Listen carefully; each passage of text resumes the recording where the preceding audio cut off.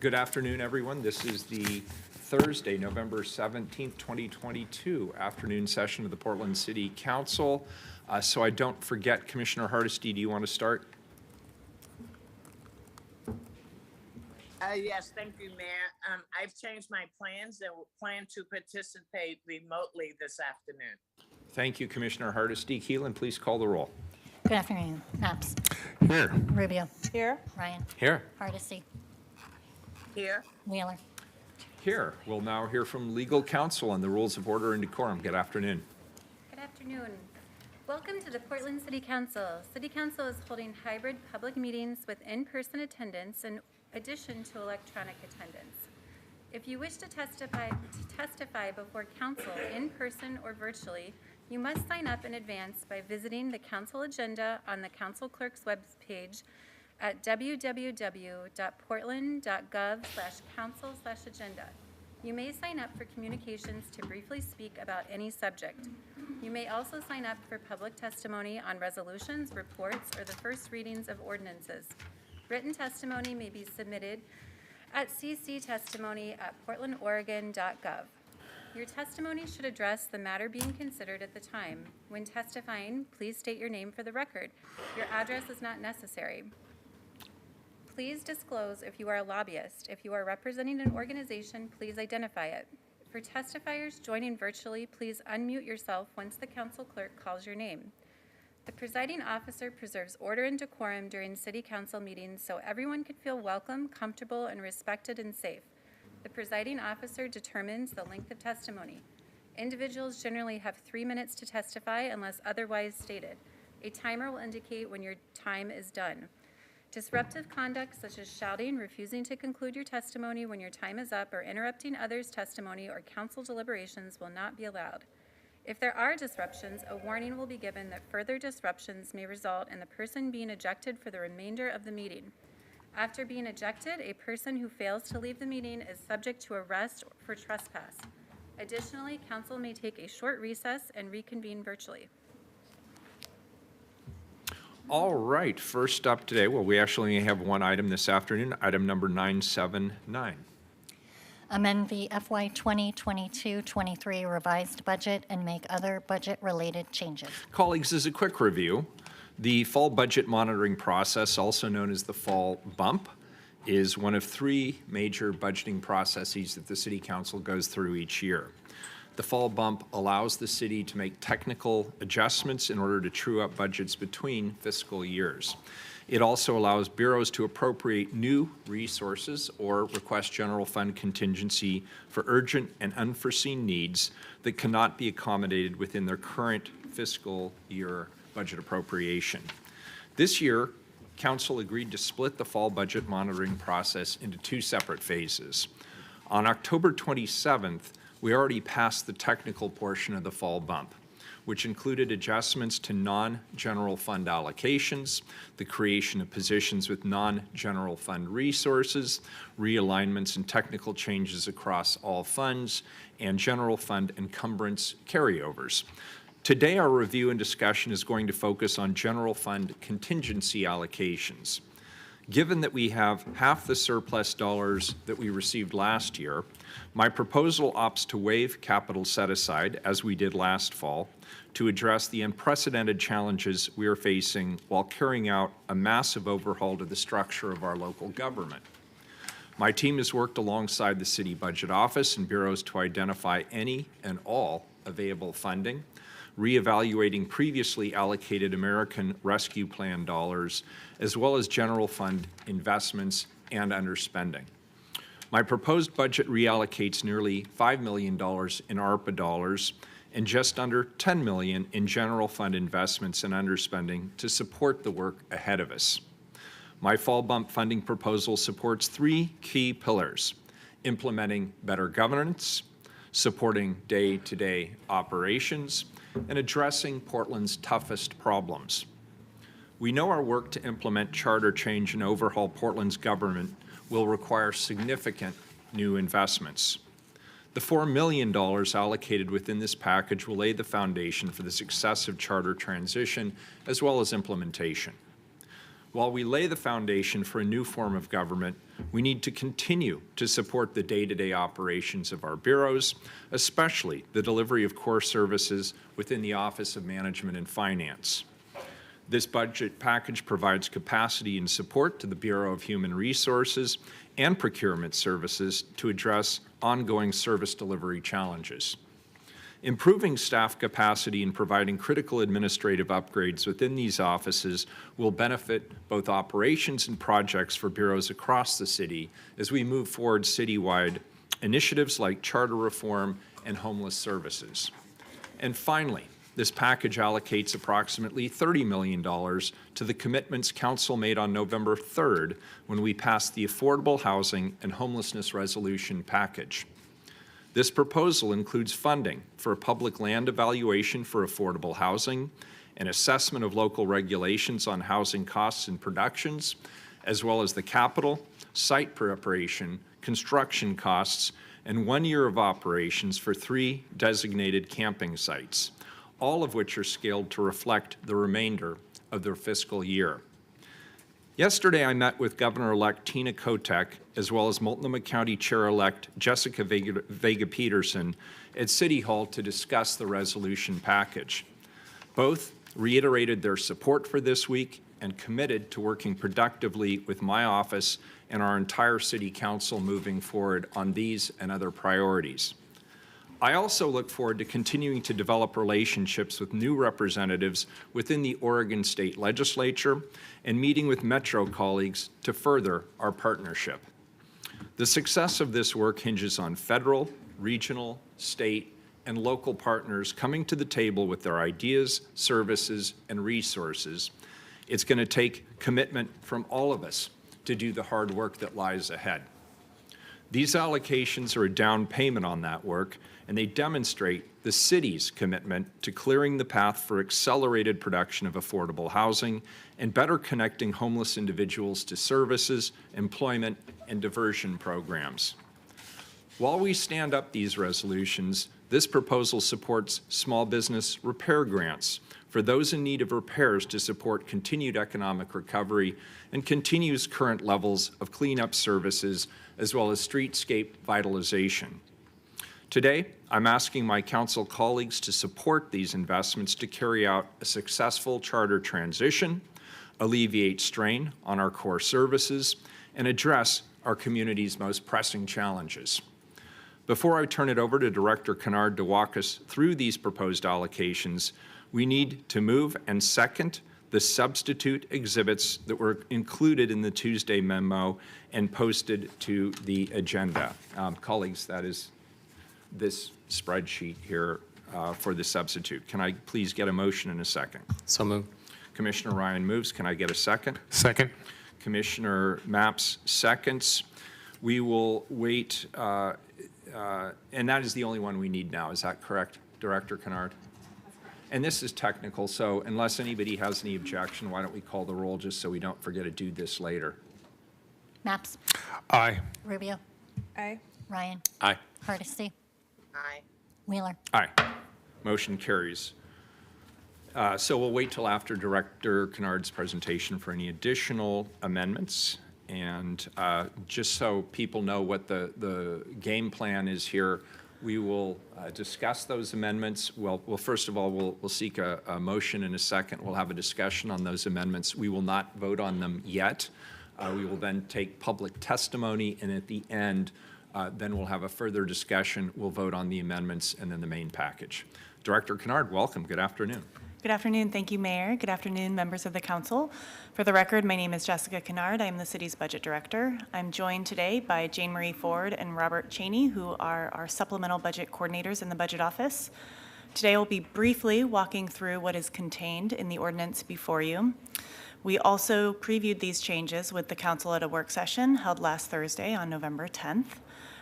We will be walking through, for folks that are aware of the filing, and we'll also be putting online what's known as Exhibit 2 with the filing, which has a little bit more contextual information and narrative related to the changes. So if people are interested in following along. Please feel free, council, to interrupt if you have questions at any time. Again, these are materials that we have mostly previewed with you already, but just for the record, we'll be walking briefly through the summary of changes that are contained in this ordinance. So there are a number of proposed realignments. So these are cost neutral. This is moving money from one place in the budget to another place in the budget.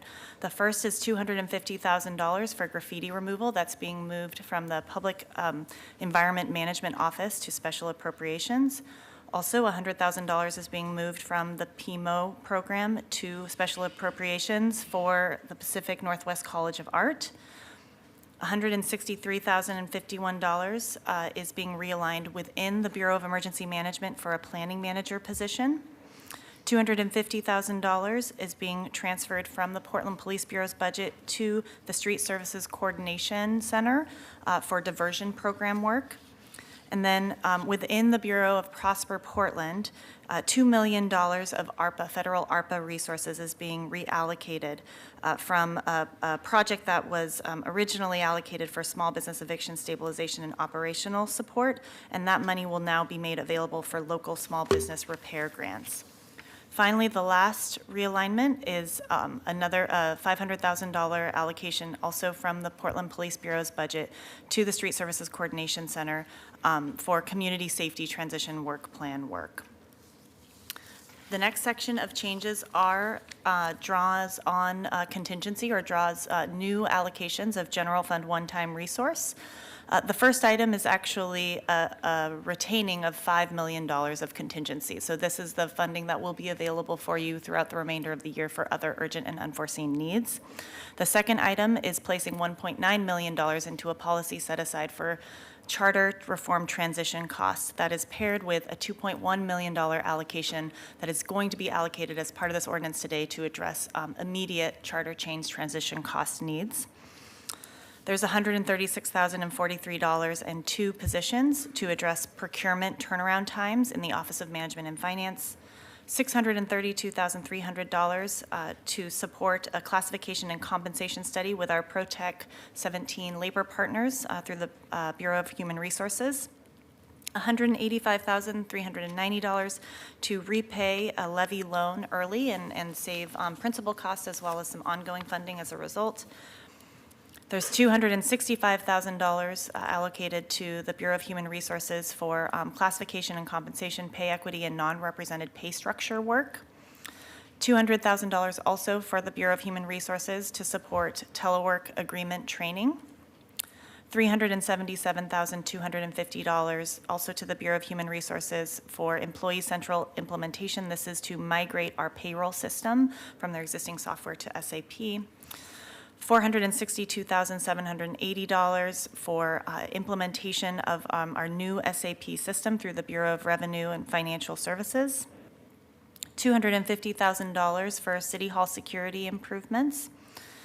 Then $200,000 to the Bureau of Planning and Sustainability for Dark Skies funding.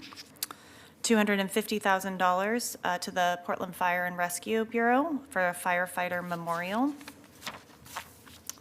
$360,000 to the Bureau of Transportation to conduct work in concert with our Albina Vision Trust partners, and then an additional $185,000 for the Bureau of Planning Sustainability to also conduct staff work in partnership with Albina Vision Trust.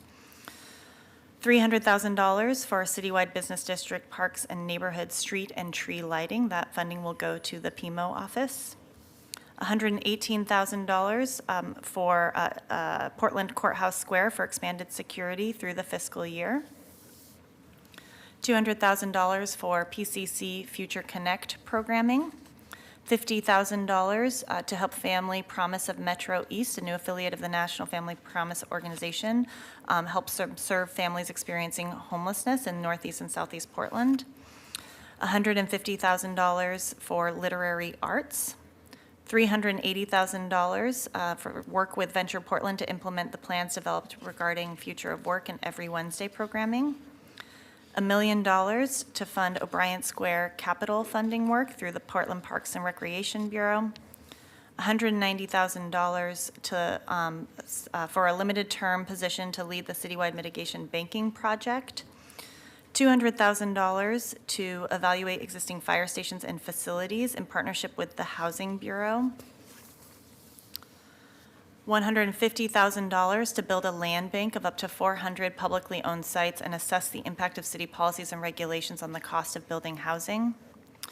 $3.89 million to continue the current level of service of the Impact Reduction Program within the Office of Management and Finance. $150,000 to provide towing support for the Bureau of Transportation's Abandoned Auto Program. $1 million to provide funding and uphold the commitment to fund provider staff wages through the Joint Office of Homeless Services. $250,000 for the SSCC's safety needs. This funding will support 2 limited-term FTE for private security guards to support the impact reduction program's work. $150,000 for an additional firefighter to provide support also for the SSCC program and for their navigation workers. $140,000 to support fund an executive assistant for the Community Safety Division Director. $750,000 for site safety at the 3 new proposed campsites.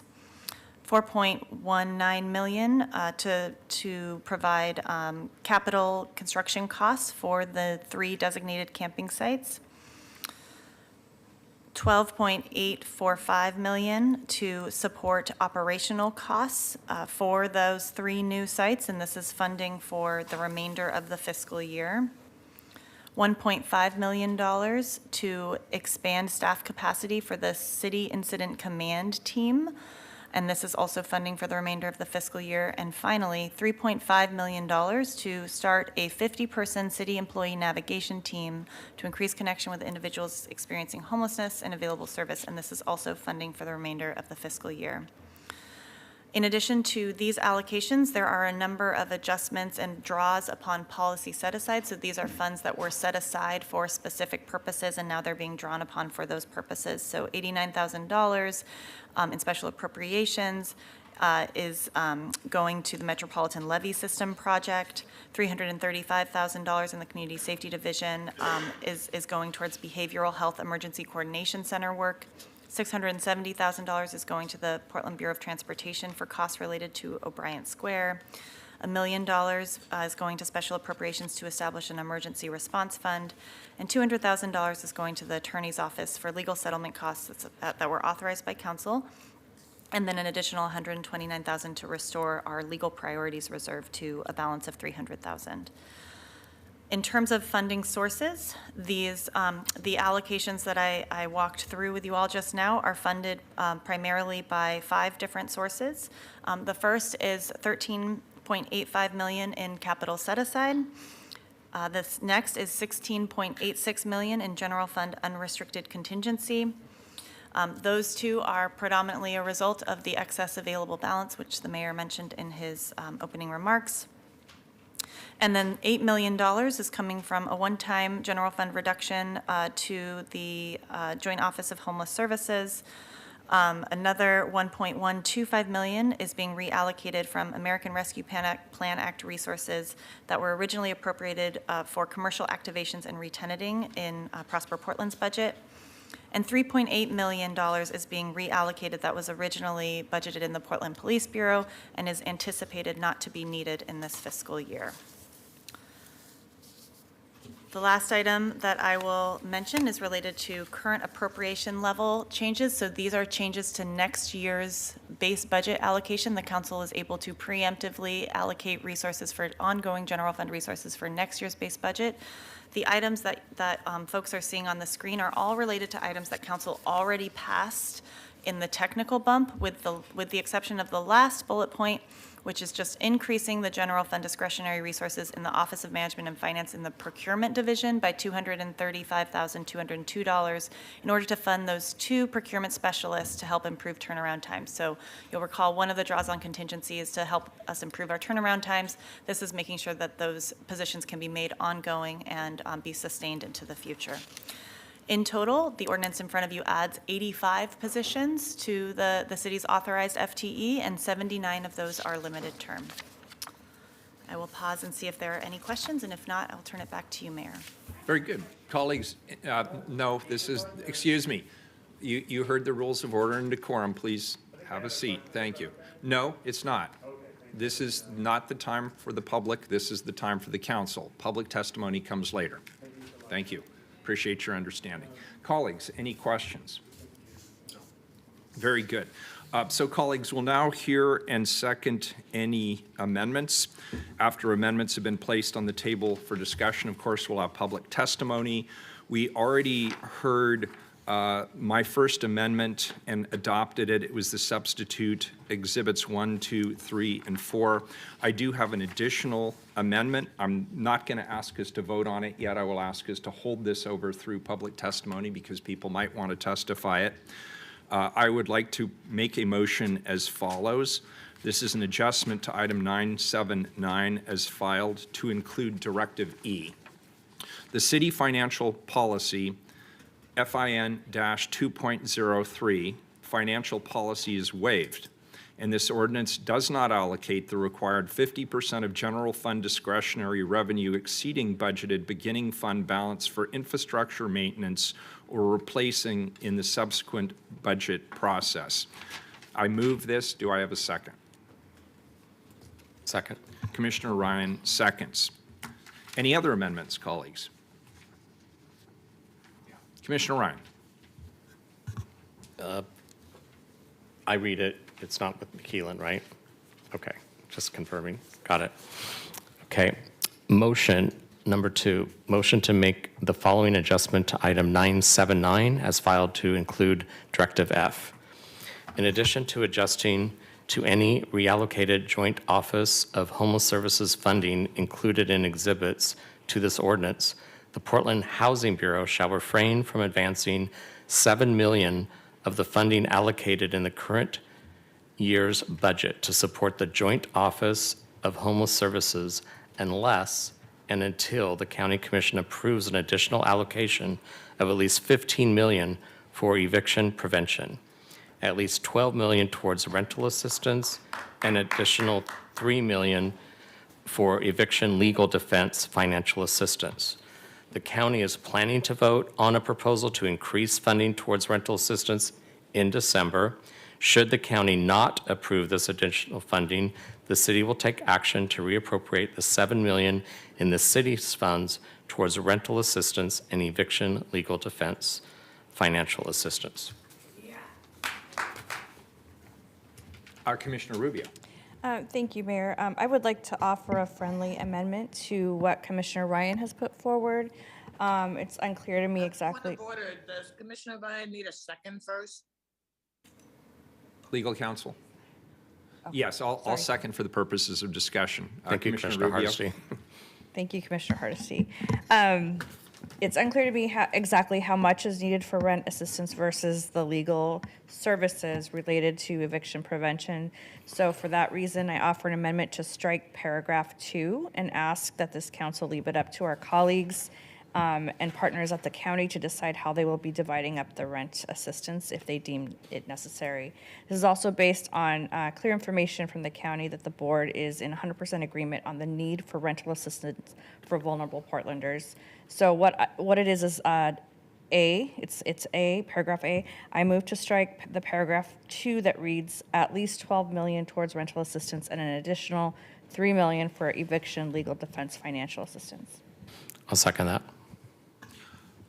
If she's proposing that as a friendly amendment, if he agrees, does it require a second?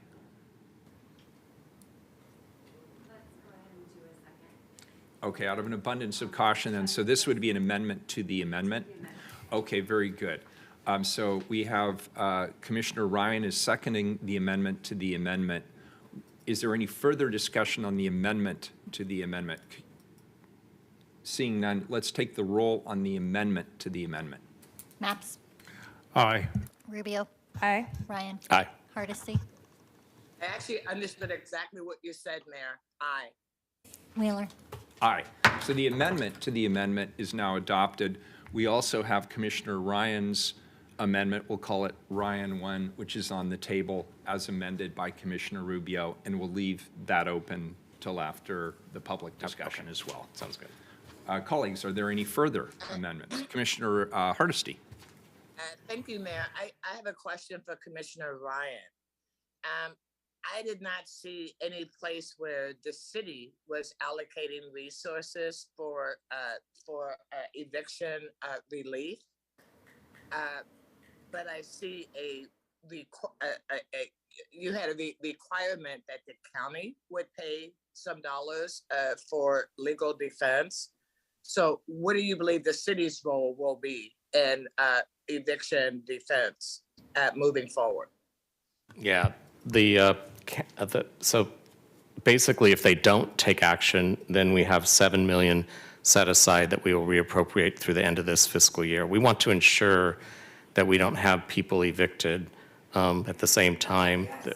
And so we wanted to make sure this is safeguard, and so that's why it's in there. The coffers of the people's money at the current time rest at the county.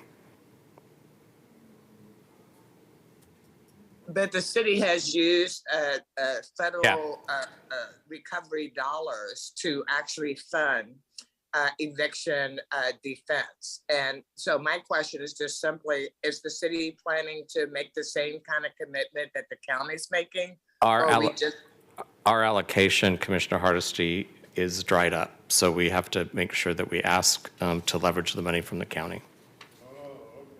But we're still talking this fiscal year budget. Yeah. Thank you. Yeah. Very good. Thank you, Commissioner Hardesty. Does anybody else have any amendments they'd like to put forward? Very good. Keelan, how many folks do we have signed up today? We have I believe it's 58. 59 people. 59. Okay, so we have 59 people signed up today. That's quite a few. We want to make sure that we have the opportunity to hear from everybody who is signed up, which means we will be strictly enforcing the 2-minute speaking limit for each individual. So think about what you'd like to say. Excuse me. No, again, look, if people cannot abide by the council rules that were both posted outside and reiterated by legal counsel, we will clear the chamber. And I would like very much, excuse me, if you have signed up, then you get to testify. Otherwise, it is not your turn to speak, period. Thank you. For those of you testifying today, please take a moment to switch to gallery view on your settings if you are speaking remotely. This will allow you to see the timer, which will be set for 2 minutes for each speaker. When you have 30 seconds remaining, the timer will sound and it will turn yellow. At the end of those 2 minutes, the timer will sound again, and the clerk's office will mute you and we'll move on to the next speaker because we want to make sure that everybody has a chance to be heard. Keelan, go ahead and call the first 3 individuals, please. All right, thank you, Mayor. First up, we have Caitlin Day, followed by Tim McCormick and Leah Kabler. Welcome.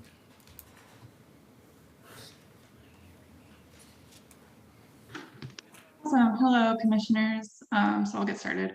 So I noticed a lot of this funding is money you're going to set aside for contractors, and I find it very alarming you are attempting to award private security contracts, specifically with authorization to operate in public space, and worse, potentially outsourcing those funds to business districts and neighborhood associations so they can personally hire the contractor. And so to me, that sounds a lot like an enhanced services district. And I want to remind you that there was an audit that happened. We were supposed to complete the audit response in September, and now mysteriously the staffer you hired to be in charge of that is out of the job, and Office of Management and Finance said there's an issue with securing funds for his position. And I don't see anything about that in this budget cycle. And not to mention Clean and Safe is currently in violation of their contract by willfully not participating in the audit process, meanwhile accusing grassroots organizations of being dark money lobbyists. And so there's a lot to unpack there, but I also want time to talk about who you might contract for the operations of the sanctioned encampments.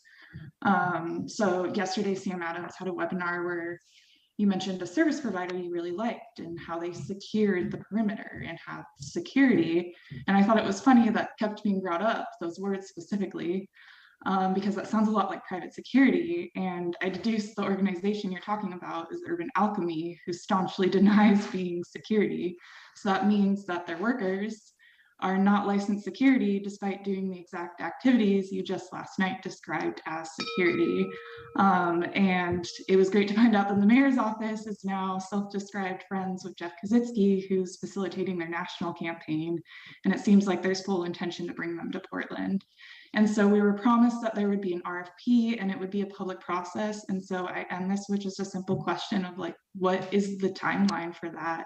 How is this money going to be doled out, and how can the public be involved in this process of where this money is ultimately going to end up and who you're going to ultimately contract with? Thank you. Next up, we have Tim McCormick.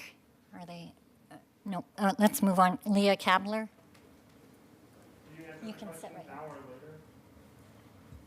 Look, this is the last time I'm going to say this to you.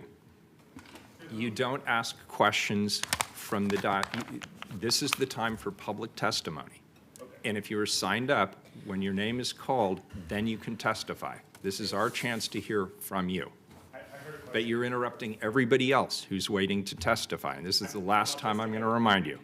Thank you. Good afternoon. Hi. Am I going? Are we ready? Okay.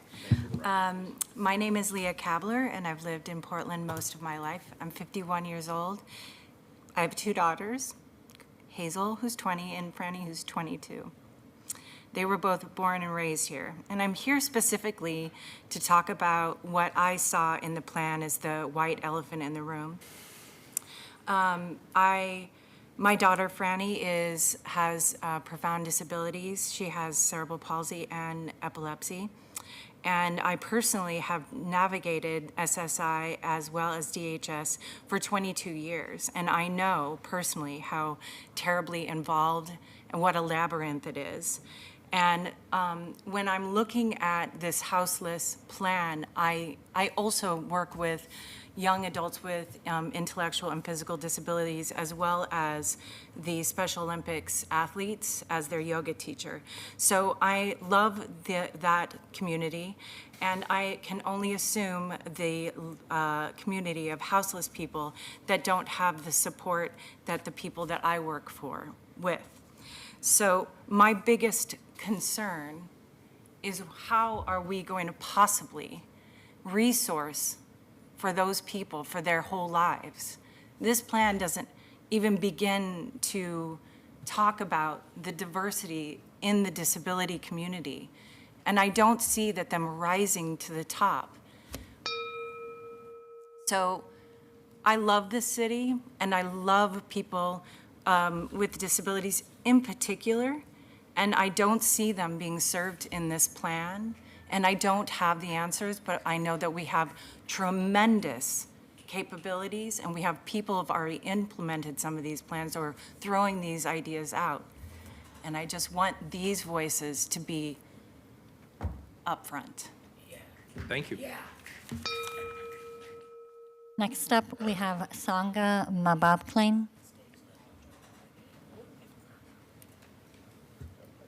My name is Sangha McBacklin. That's my African name. My colonized name is Demetria Hester. First, I want to say Uhuru means freedom. That's what we're here for, is freedom. We are on stolen land. Our community, I must address you. Wake up, wake up. These thieves are taking taxpayers' money, doing whatever they want with it. White community control must stop. They do not have the right to tell us what to do with the money that we are paying them. How many times have we been in this ridiculous systematic cycle of them being parasites, knowing that they're making us the mode of production? We need Black community control. These white colonizers are never going to give you the tools not to be colonized. They can solve the problem today. They've had trillions of dollars over years to solve the homelessness problem. Put them in houses for free. You can do that. We will not need rental assistance if you made it affordable. We would not need eviction coverings if you would not evict. You can solve the problem. You can give disabled people the services they need. You can give homeless people the services they need, but you don't, because you're not making money. You and everyone up there needs to be fired, needs to be replaced with Black and brown community members that know what to do with the money, and stop blaming the Black and brown people for the mistakes that you're making and keeping this system of mode of production. We will, as a community, unite together to destroy this mode of production. Uhuru. Thank you for your Black perspective. power. Next up, let's go to Tim McCormick. Welcome, Tim. Tim, you're muted.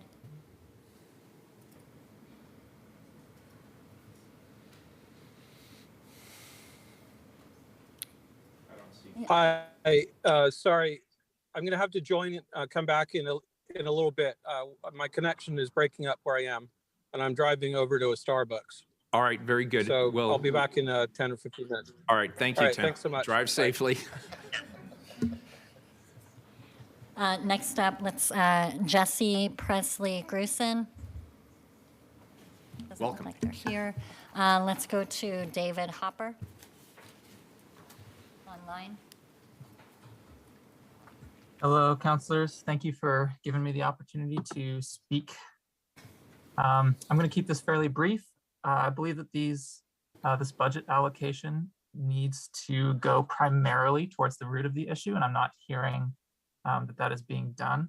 The root of the issue is getting people into housing.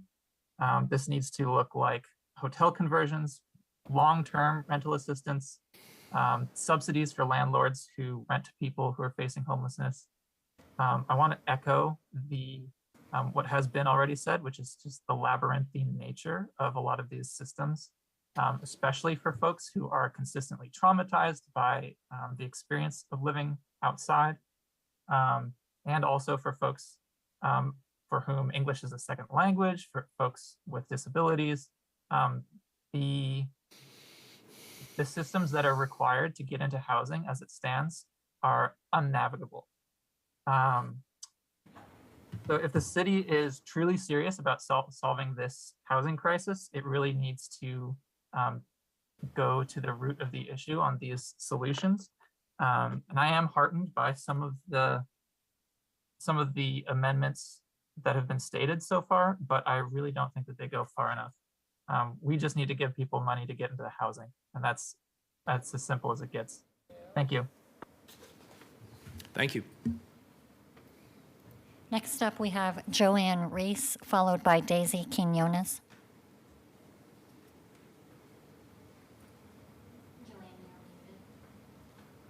Joanne, you're muted.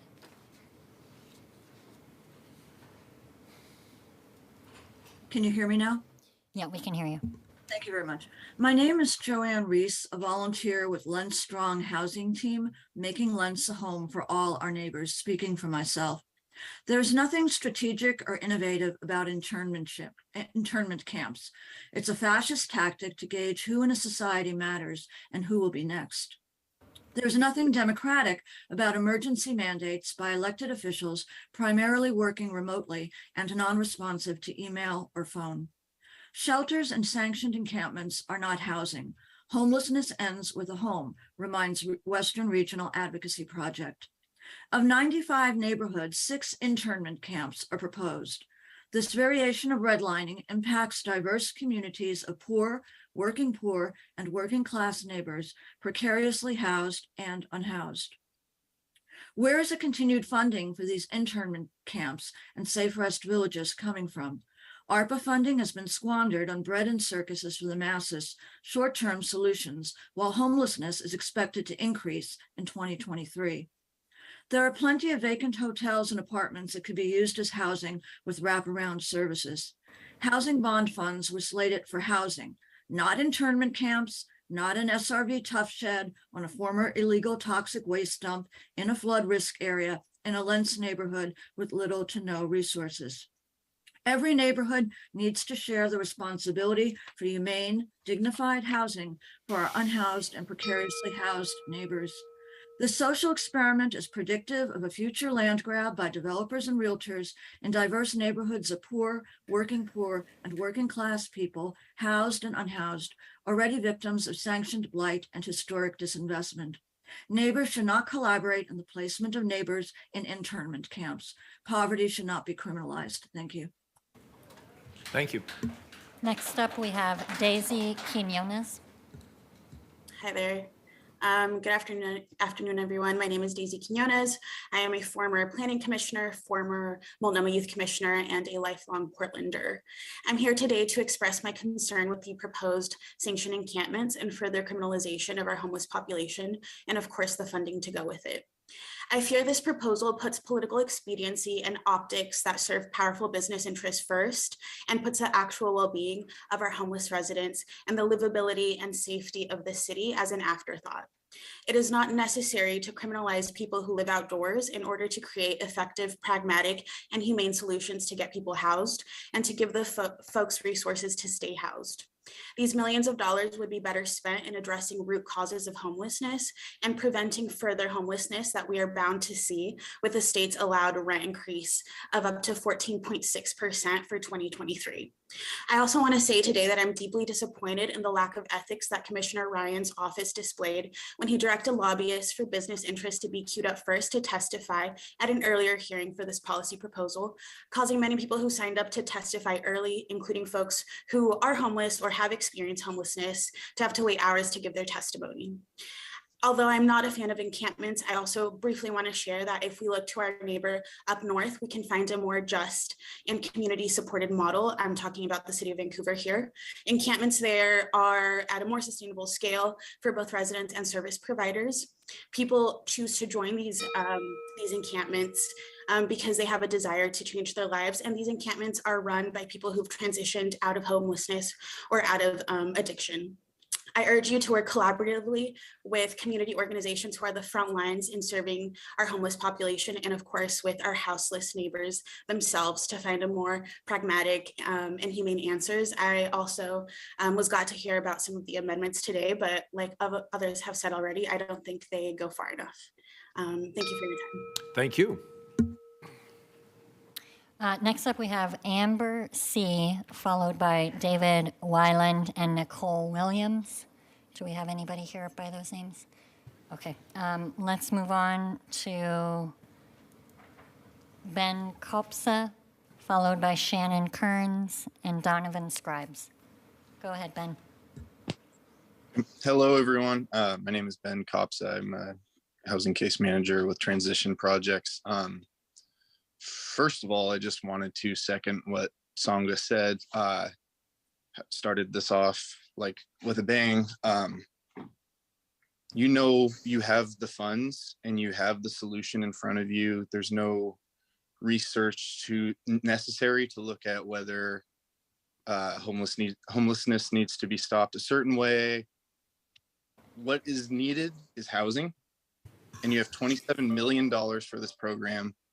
And it's instead going into running basically parking lots for people to be with one entrance is what I've heard. It's just really concerning because, okay, so the Joint Office of Homeless Services does a count of homeless Portlanders on the street every January. And this year they got something around a little over 5,000 folks. And with $27 million and a multitude of low-income tax credit apartments for 30% and under area median income folks, you could give a third of the homeless Portlanders in Portland an apartment their very own unit, not even having to have anybody room with each other. So you want to cohabitate, you can double that number. And you know that. You know, you've done the research, you have the funding, and I'm just a concerned citizen who just started in this field of work a month and a half ago or so. If I can find this out, I don't understand why Well, I understand why you're not going to address it this way, because you don't believe housing is a right and you just want to sweep the poor out of public view. I guess this is what Portland's about. It's a business first, not people first program that we've got going on. Next up, we have Shannon Kearns.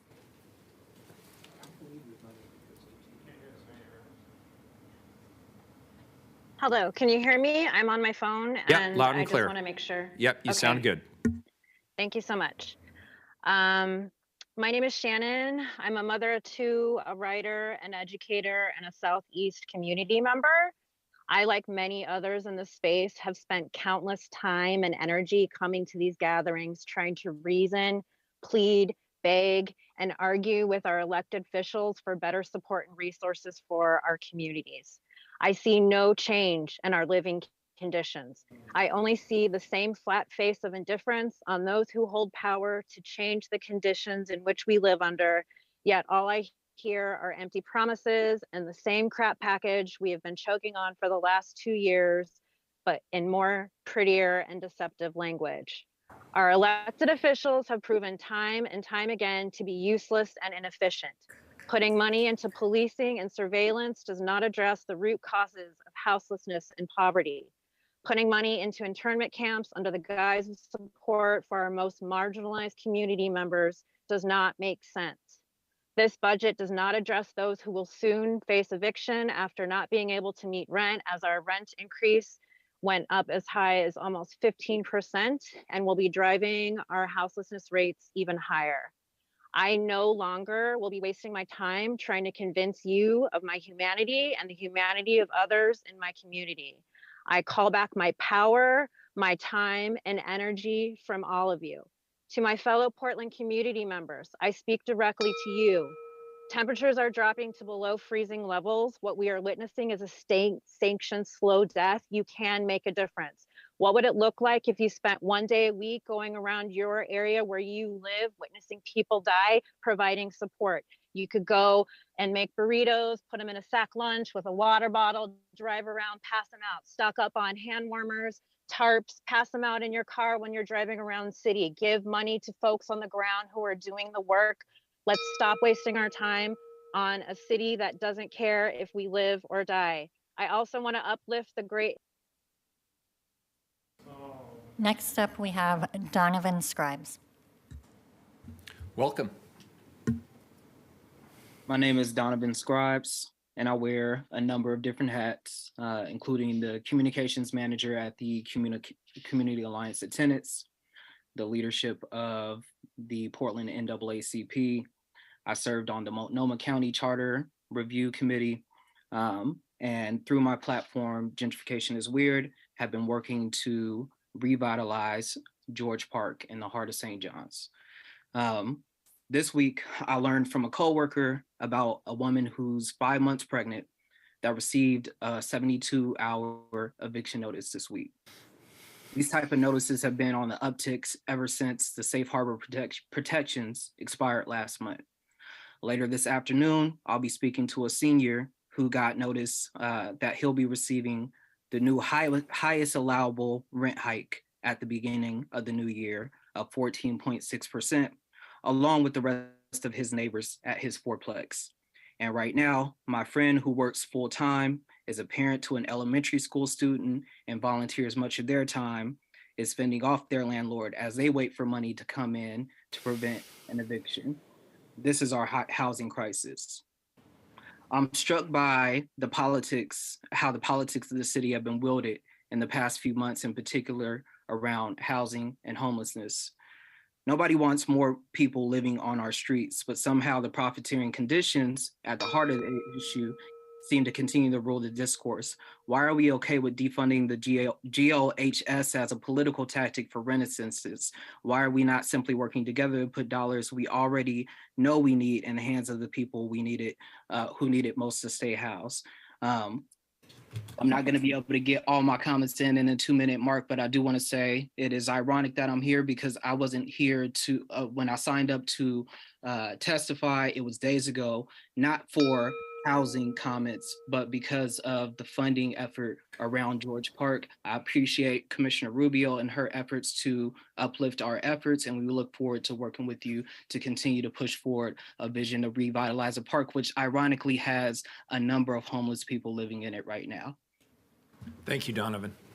Next up, we have David Wyland. Welcome. Hi, thank you.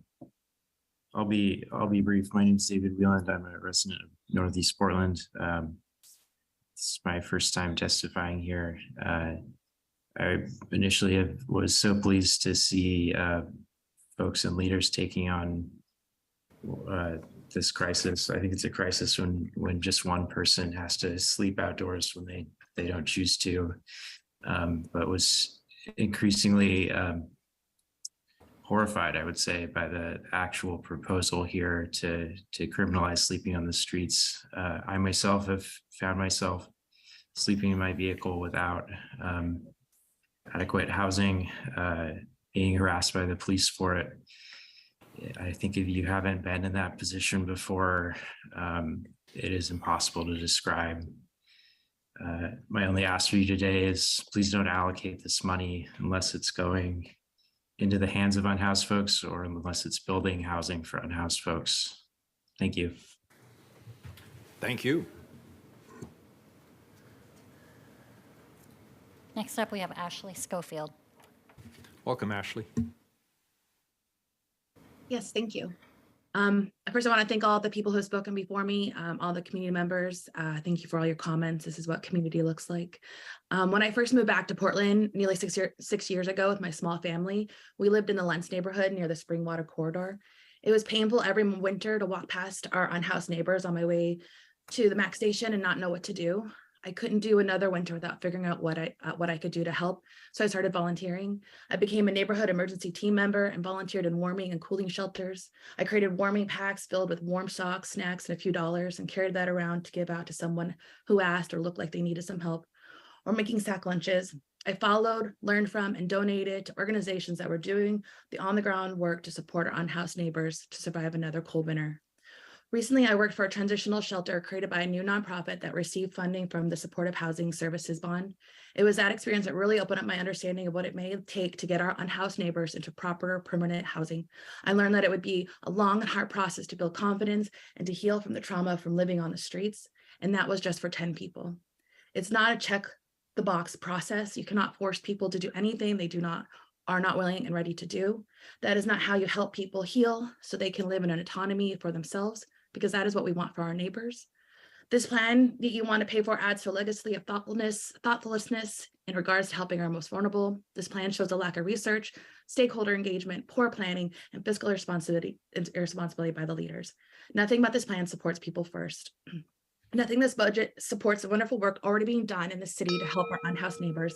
Instead of concocting a plan which primarily serves the interests of property and business owners and not the identified people crisis, the city should have listened to people who are homeless and those who are direct service providers. What this plan of yours does is appease the house people who want to live back in a generation where Portland was clean and safe. As a dedicated community volunteer, a mother, a homeowner, I want you to know I live in a clean and safe city, and the rhetoric to make our unhoused neighbors the villains is deplorable. But yet those are the people you listen to. Thank you for your time. Next up, we have Matthew Randall, followed by Jeffrey Litticoat. And if you're upstairs, can you just shout out so that we know that you need it? Who is this? Jeff, come on down. We'll do somebody else in the meanwhile, but she's called your name. Come on down and we'll get you in as soon as you get down, but we'll go to the next person first.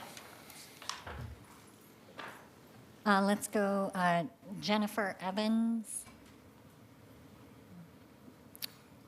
Lakeisha Miniweather, Jasmine Friedrich. Hi, thank you for opening this meeting. Welcome. My name is Jasmine Friedrich. I live in Inner Southeast, constituent of 97202. I don't think I can say anything new or better than the compassionate testimonies of the people before me about how the thing that homeless people need is homes and that we have the money to build it. But I wanted to bring up another point about how this plan could actually be worse than doing nothing. It is my understanding that homelessness is actually already criminalized in Portland. Camping is illegal, and the only reason that there have not been sweeps on many of the homeless in my neighborhoods is that there is no place to put them. The shelters are full. People do not want to go to the shelters because they are also not a solution, where they get separated from their friends, family members, and other resources in their community and are bound to a very strict set of rules for some reason. Providing help in the form of an encampment just will give Portland Police and whatever other private contractors we're talking about leave to come harass homeless people in our neighborhoods. And every time there is some sort of sweep is incredibly harmful. People lose everything they've been working for. They lose their communities. And I don't think I need to tell anyone how shit the police are. So I don't think any of this is a good idea. I yield my time. Next up, we have Chris L. Hello, good afternoon, Commissioners and Mayor. I am a community member. I am deeply alarmed about the role of private security. People that are unhoused and the groups that support them are not included in the planning. I know that we can't convince you to change the decision that you've made to move forward with sanctioned camping sites and criminalization for those who don't participate. But I do think that there is still room for creating a program that works for everyone. And by everyone, I do mean those who are unhoused, who are most impacted, that the crisis is that which they are feeling, and that it is not the crisis for, I'll move past that. My question, will there be a plan beyond criminalization for what to do when someone has a physiological stress response to a situation in one of the camps? At this point, that's not what I'm hearing. And will surveillance be part of the private security, and how will people's rights to privacy be protected? How is assessment and accountability going to be built into this program?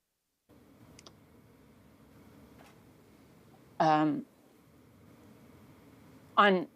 October 26th of this year, the executive director of the U.S. Interagency on Homelessness released a message to collaborate and not criminalize.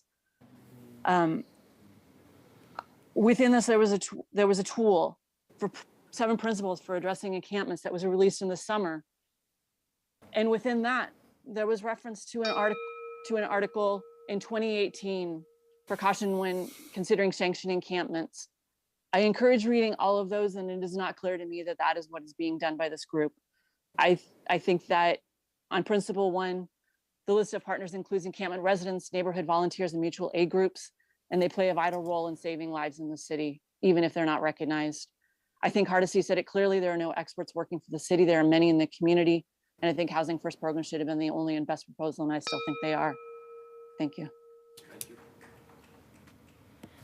Next up, Jeffrey Litticoat.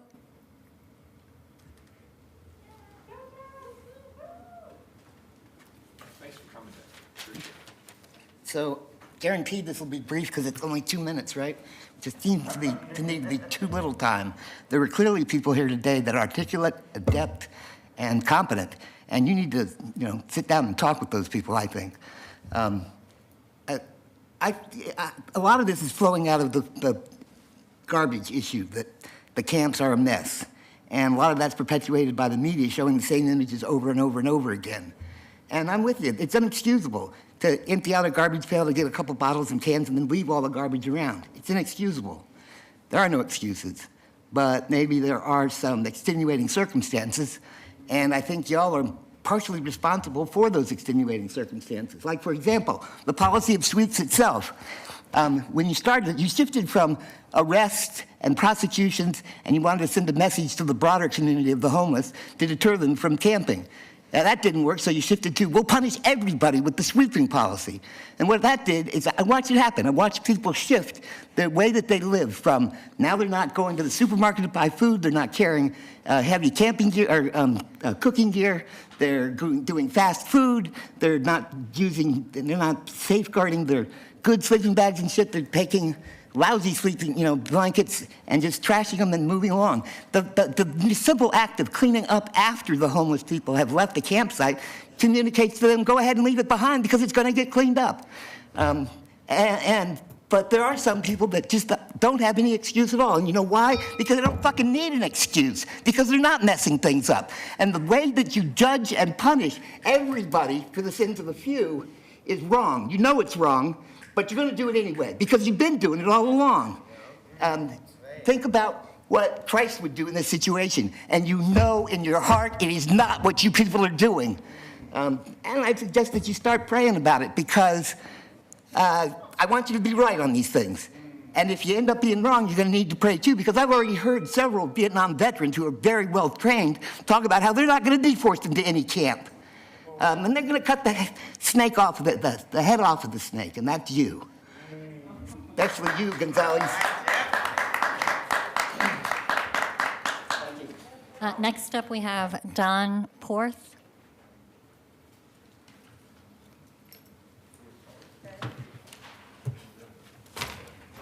Welcome. Thank you for being here. Members of the City Council, thank you for the opportunity to speak today.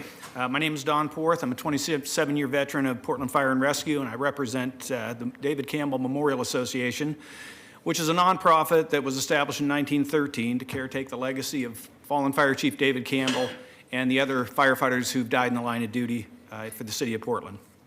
While I fully appreciate the special needs the city faces today in human services and public safety, Commissioner Hardesty placed the Portland Firefighter Memorial Plaza project into the budget monitoring process, and I hope to explain why this is important to the city. Our project intends to renovate the triangle of property between Southwest Alder, Southwest 19th, and Southwest 18th Avenues. The years have not been kind to this space, and it's in serious need of attention. We're committed to working with the city to renovate this site. Our goals include renovate and repair the David Campbell Memorial, which has served for 94 years, create a memorial wall to recognize and interpret all 75 Portland firefighters who've given their lives in service to the citizens of Portland over the last 169 years.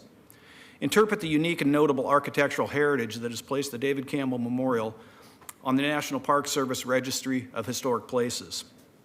Display the messenger bell purchased in 1873 in response to the fire of that year, the conflagration that destroyed 22 square blocks in the heart of the city of Portland. And create a community gathering place that Portlanders can be proud of and understand the important heritage represented by the symbols and stories associated with that site. It's difficult to raise funds for a city asset that rests on public right-of-way. Success calls for the asset owner, which is the City of Portland, to invest as much or more into the project as the potential donors. We need your support and partnership. This site was built on public donations, the land was donated by a Portland citizen, and the finished project was placed in the care of the city, and it's received minimal enhancement over the past 94 years. We would like to work with you to set it up for success for the next 94 years. Thank you for your time. Thank you for your testimony and your continued work. Appreciate it. Next up, we have Sarah Baker. Welcome, Sarah.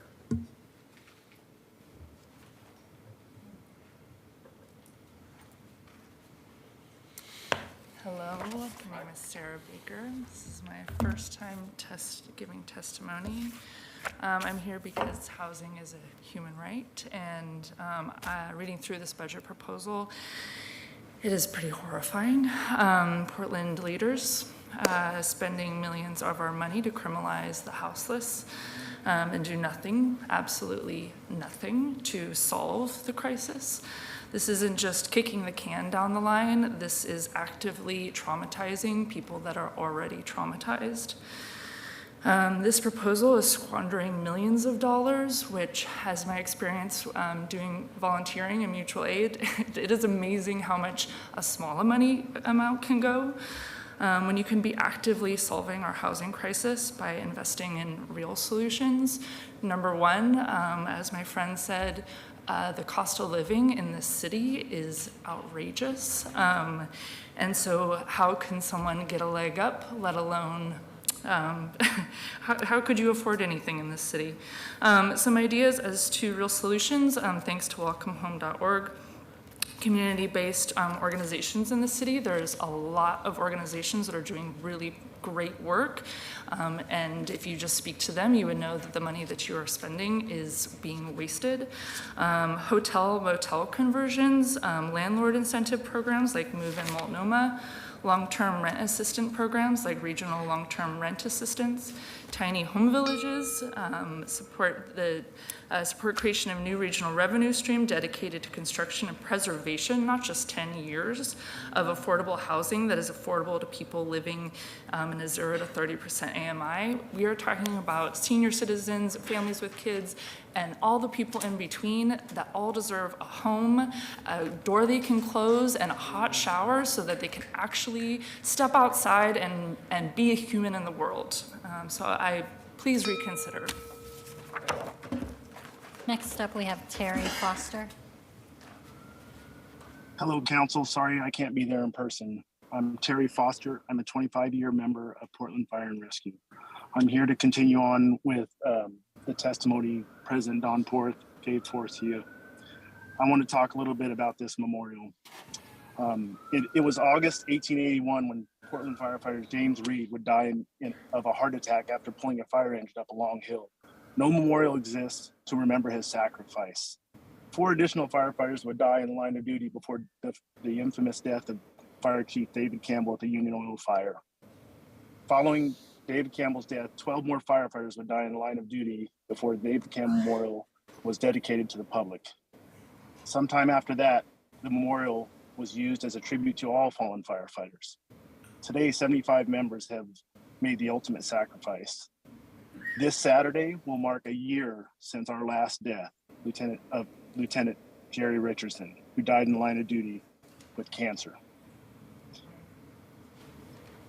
The David Campbell Memorial Site has been an unattractive place surrounded by busy streets and often left dirty and unkept.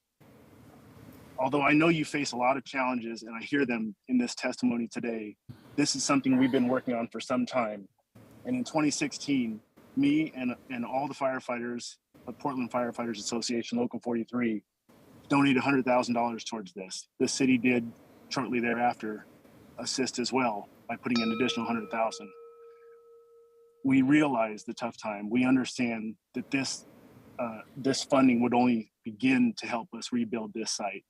But we do believe there's a place, a true tribute for fallen firefighters who give the ultimate sacrifice. Thank you for your time. I yield the rest of my time. Thank you. Appreciate it. Next up, we have Rio Chanel Moncrief. Doesn't look like they're here. How about Haley Nolan? Welcome, Haley. So, first off, just let me say, I am affiliated with the Cult of the Dead Cows, a hacktivist group.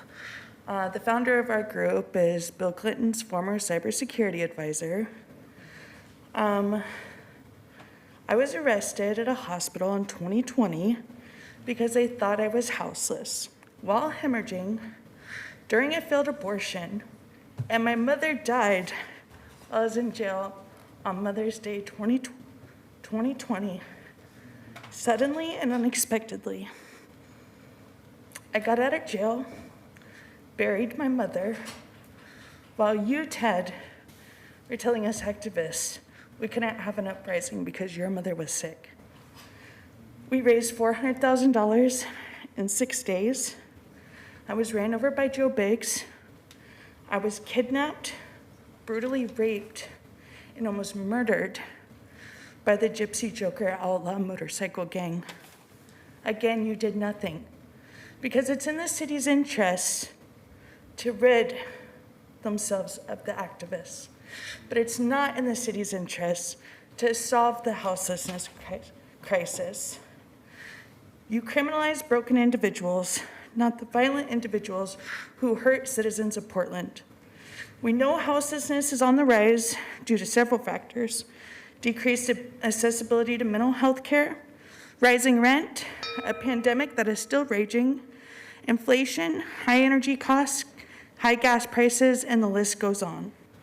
Your shelters are reminiscent of jails where there is no privacy, screams fill the room, there is no silence, your bunk bed after bunk bed close to people during a pandemic.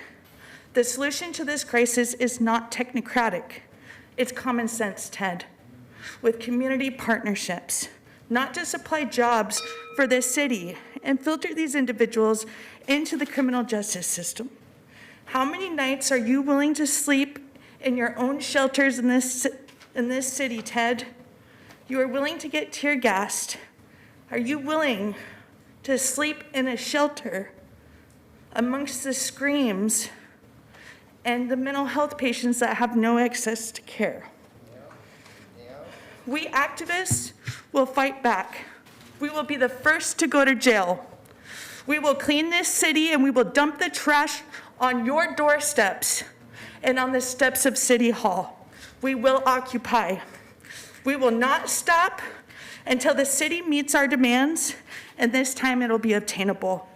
The city pays $1,500 a month to provide trash, porta potties, and a fence at Hazelnut Grove. And this one community has proven to be self-sustaining on just that every month. At $1,500 a month, So you've gone a I'm minute going over. to Can you continue. wrap it up? I'd At like you to wrap it up. $1,500 a month for 5,138 houseless people at 85 camps that houses 60 people, it would only cost the city $1.5 million a year. Thank you. You're a minute and a half $1.5 million over. a I'm year. gonna ask you to stop. Sounds I'm like an gonna have you opportunity removed. for the city to save funds and actually invest in permanent or temporary Go ahead and housing. shut it off. We are in recess. Recording stopped.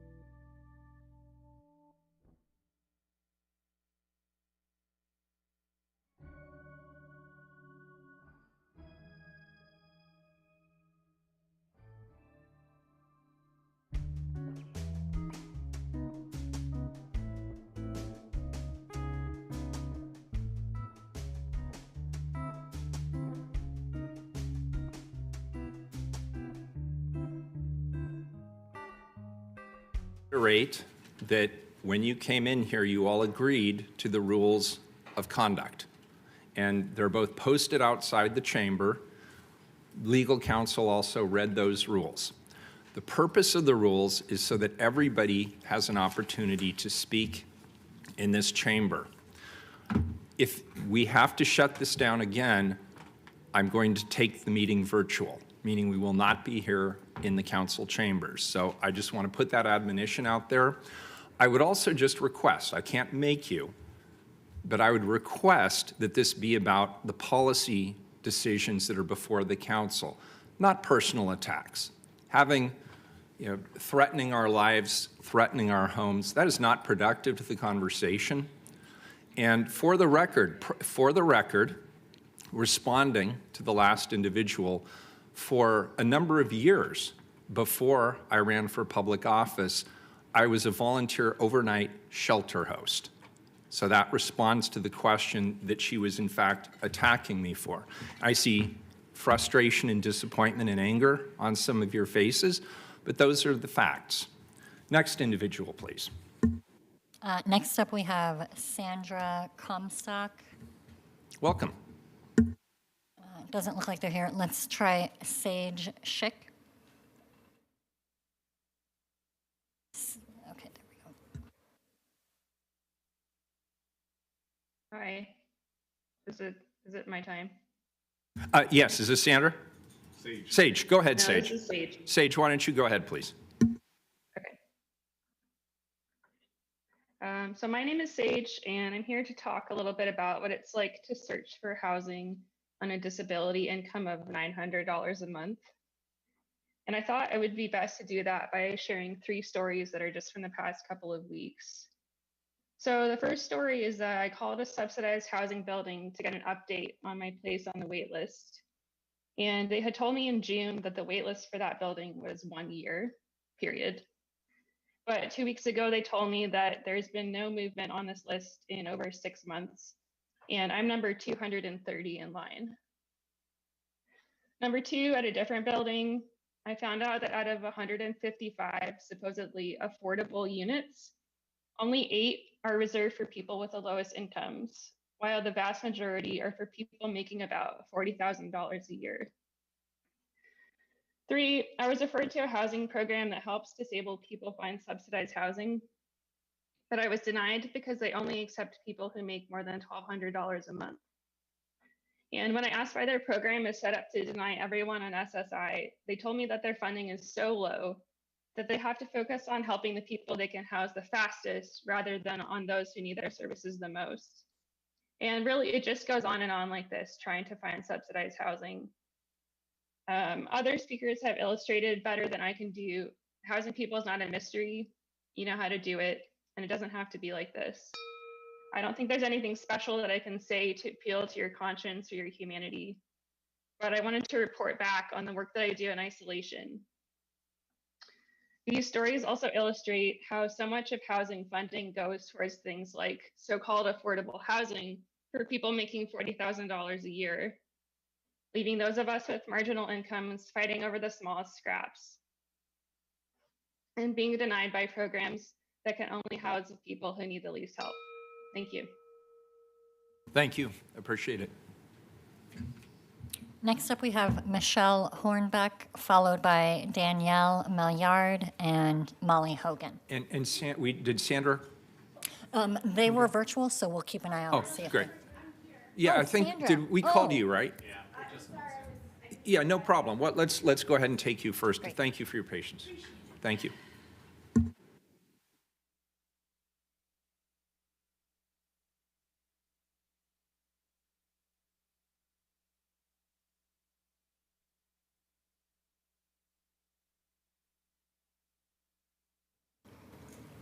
Now?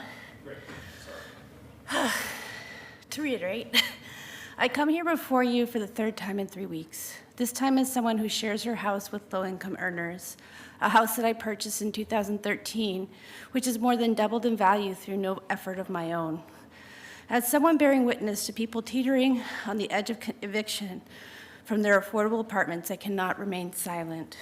City Council, you are proposing to divert our limited resources, $27 million to be precise, to pay $36,000 per person to keep unsheltered Portlanders in 3 outdoor camps patrolled by private security.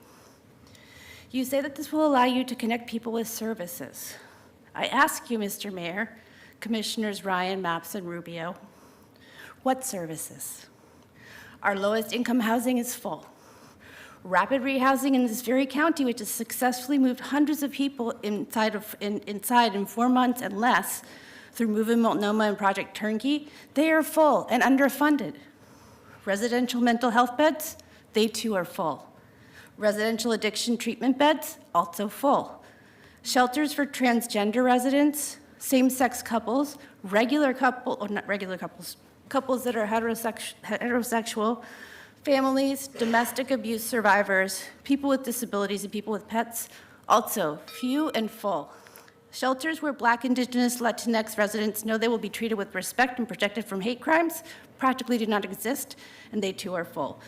$27 million in coercion and inexperienced caseworkers will not move people from the streets to indoors when there are no services for them. But you know what will rehouse people rapidly and prevent low-income renters from losing their housing? $27 million in funding for proven, fast-working Move in Multnomah and Project Turnkey, which are currently underfunded.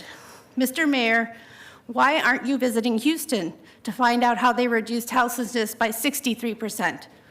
Why are you looking at LA, where 69,000 people are currently houseless, where houselessness has actually increased by 12% in the last 2 years? Why are you steering Portland careening into a bleak and terrible future of endless permanent houselessness underclass?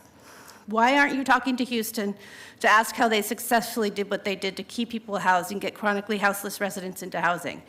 Why did you just this morning announce to housing providers that you will be clawing back $7 million you committed to stave off a looming eviction crisis, only to use it to consign chronically unsheltered residents to a serviceless wasteland?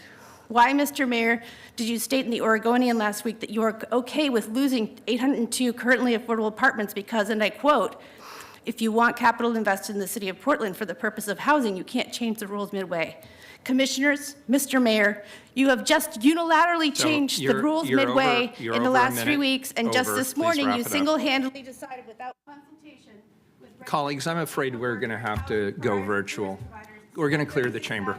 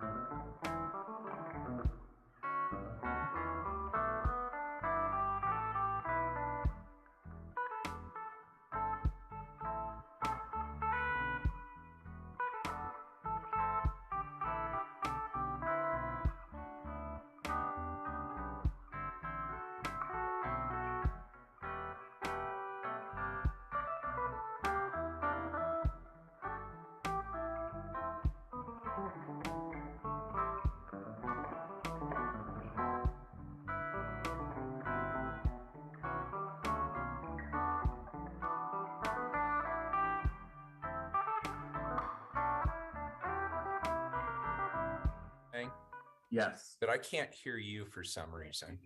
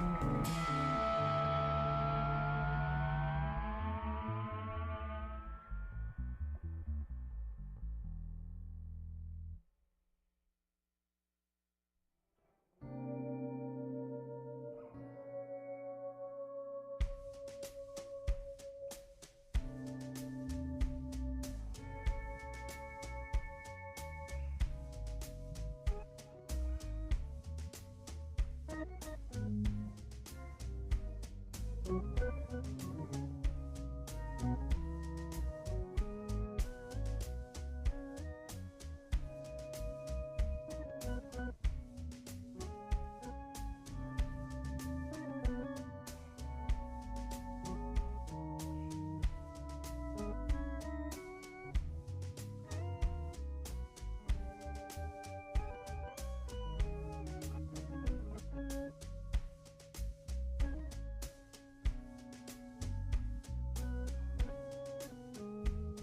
testimony. All right, thank you, Mayor.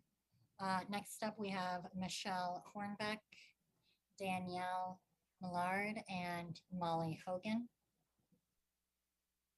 Do we have any of those individuals in Lovejoy? Yes, it looks like, okay. Welcome. Thank you so much for accommodating those of us that didn't bring a laptop. Hello, Mayor and Commissioners. Thank you for the opportunity to speak. My name is Molly Hogan, and I'm the director of the Welcome Home Coalition. Nearly 80 organizations unified with a common vision that everyone has access to a safe and affordable home in our region. I am here yet again asking you to not move forward with implementing mass camps in a citywide camping ban. When you passed the resolution just weeks ago, you stated a commitment to involving community-based organizations in the rollout. Yet here we are, just 14 days later, and you're attempting to push through a $27 million public investment in creating these mass camps without extensive conversations with organizations on the ground. You heard from people experiencing homelessness at the Street Roots and Blanchett House Town Hall that they do not want these mass camps, and they're terrified of being forced to live in one. Rushing to spend $27 million of taxpayer money to implement these camps in a camping ban is not just inhumane, but it's ineffective and wasteful policy. After spending $27 million as described in this budget adjustment, thousands of people will still be homeless. However, there are proven solutions that this $27 million could be spent on. Continue to support the Joint Office and its contracted community-based providers who helped 4,560 people secure permanent housing in the past year. Spend it on hotel conversions. One of our members, Rockwood CDC, purchased and renovated a hotel in 2021 for just $7 million and was housing people within 20 days of purchase. Invest in landlord incentive programs like Move in Multnomah, which paid for 214 homes in just 4 months with $4 million.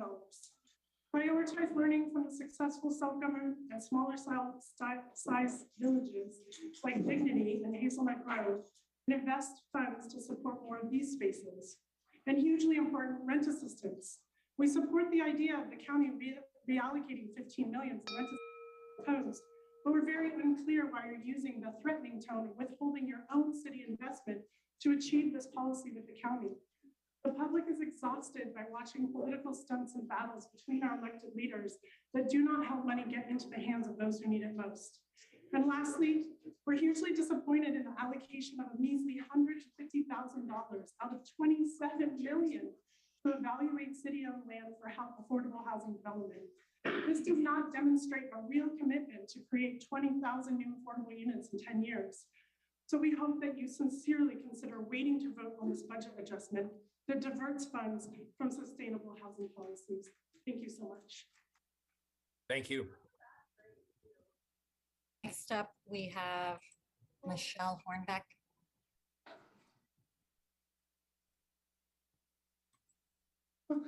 My name is Michelle Hornbeck. I'm a peer support specialist. I'm also a former houseless part of the community. I devote 95% of my time into helping the houseless community get into shelter beds or feed them or whatever it takes. I strongly am so disappointed in this encampment. It feels like a prison that's just outside. And I would rather see the money stay in the agencies doing what it's done for years that shows that works, rental assistance, deposits, helping people get into apartments. For us that are on disability that only get $841 a month, there's no way we could pay the moving costs to even get into. So without those services in place and the money allocated to those agencies, then your crisis is gonna become worse, like way worse. So I would hope that you would just reconsider, like, if you want to spend some money, build an apartment complex and just house the houseless. Like, if they get an income, charge them some rent. If they don't have an income, because we have a lot of houseless communities that don't have an income, then they shouldn't have to pay rent. Portland is a beautiful city, and I have been here all my life and raised all my kids here. And they won't leave, so I won't leave, right? But we got to do better, man. And if we don't take care of us, who will? This is an extreme crisis that Portland is having, and it's so unfair. Housing is a basic human right. And the city of Portland should be making sure that every houseless person has a roof over their head, and a shelter is not it. Because like you said, in a year, that encampment, you're only funding it for a year. So in a year, then where do all the people go? Back out on the street. Thank you. Let's see, Danielle Millard. Is Danielle there? Yeah.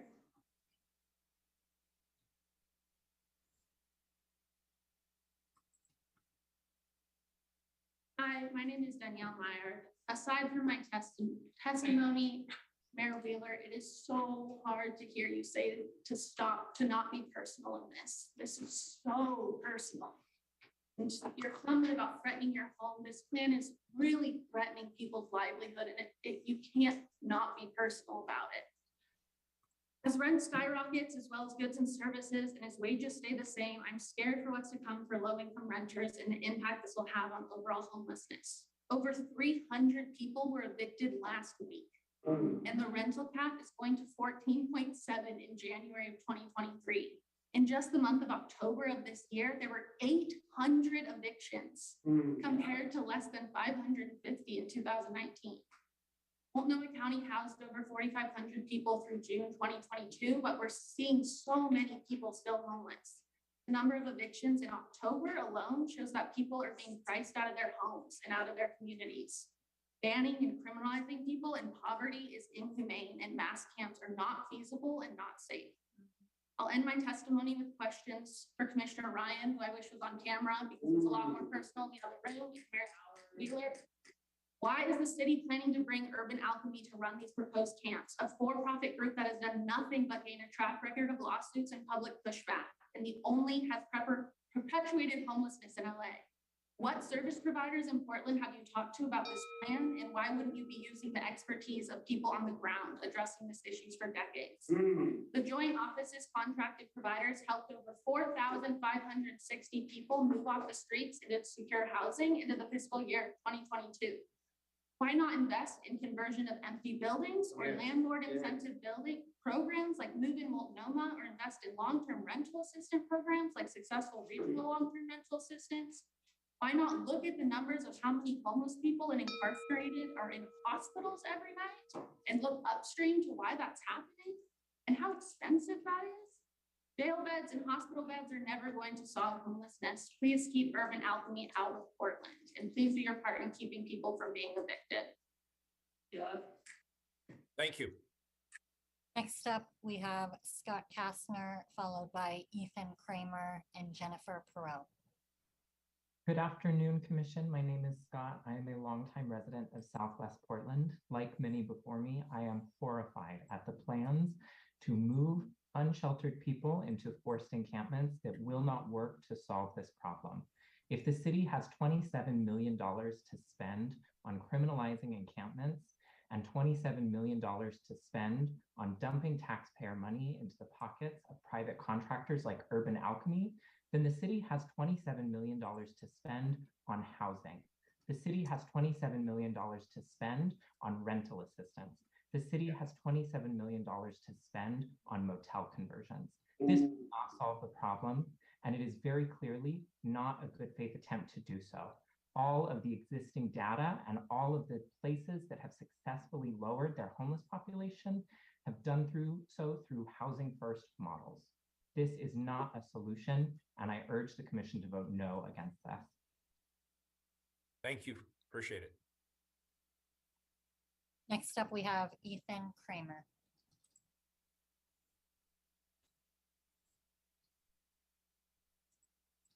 Ethan? Yeah, we can hear you, Ethan. Hello.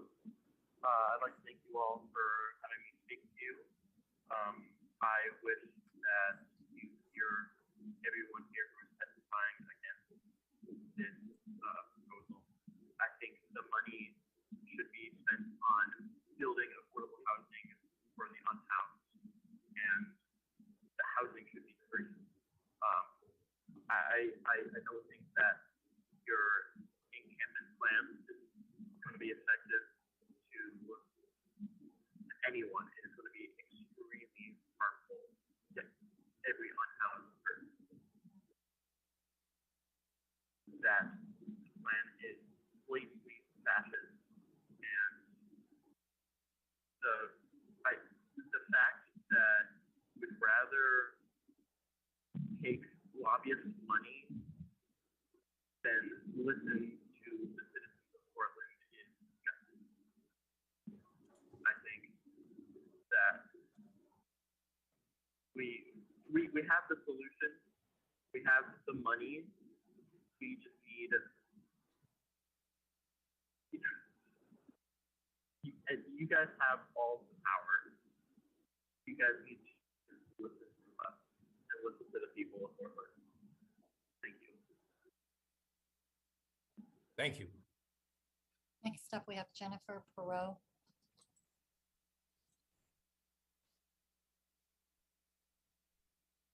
Hi there, can you hear me? Loud and clear, and we can see you. Great. Too. Welcome. Okay, awesome, thank you.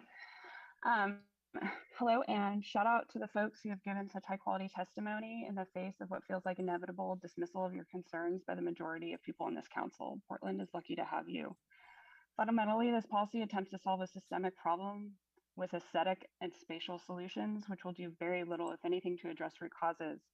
Meanwhile, there is overwhelming evidence and testimony that this will cause actual and potentially extreme harm. Therefore, I think these funds should be spent instead on what they're intended for, which is unforeseen emergencies, infrastructure, and addressing the long backlog of maintenance projects that would improve the functionality and livability of the city. Furthermore, distribution of public dollars to private organizations is a continuation of a decades-long trend, and is in part how we got here to begin with. This corporatization of human services makes our city vulnerable to corruption and abuse in a way that I do not think is given the kind of critical attention it deserves. We are not offered the same systems of accountability in these contracts, and it's unsafe. As just one case in point, building on what others have said about private security, data on use of force and racial bias is not collected by these entities. Lack of information and accountability in this context is dangerous. The presence of security in and around these camps presents a risk to those inside them, but also to Black and Brown neighbors experiencing increased surveillance. Since money is the topic at hand, it should be stated that the City of Portland will be held liable for injury resulting from these contracts. Also, this budget belongs to all of Portland, but it is being used to meet narrow interests. To that end, I'd like to name the Portland Business Alliance, whose constant and aggressive engagement on this topic is problematic, given that their exclusive concern is for the downtown area. It should be noted that when broad social issues are put to a vote, like charter reform and universal childcare, the PBA's resistance effort are in opposition to what voters ultimately decide. To me, this shows that the Portland Residents and Portland Business Alliance do not share the same values, and their outside voice in this process is undemocratic. Thank you. Thank you, Jennifer. Next up, we have Maggie Powers.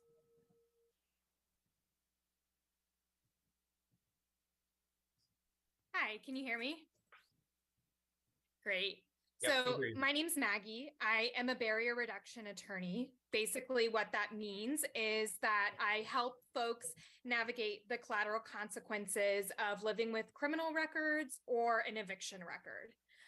All my clients are homeless or at risk of houselessness.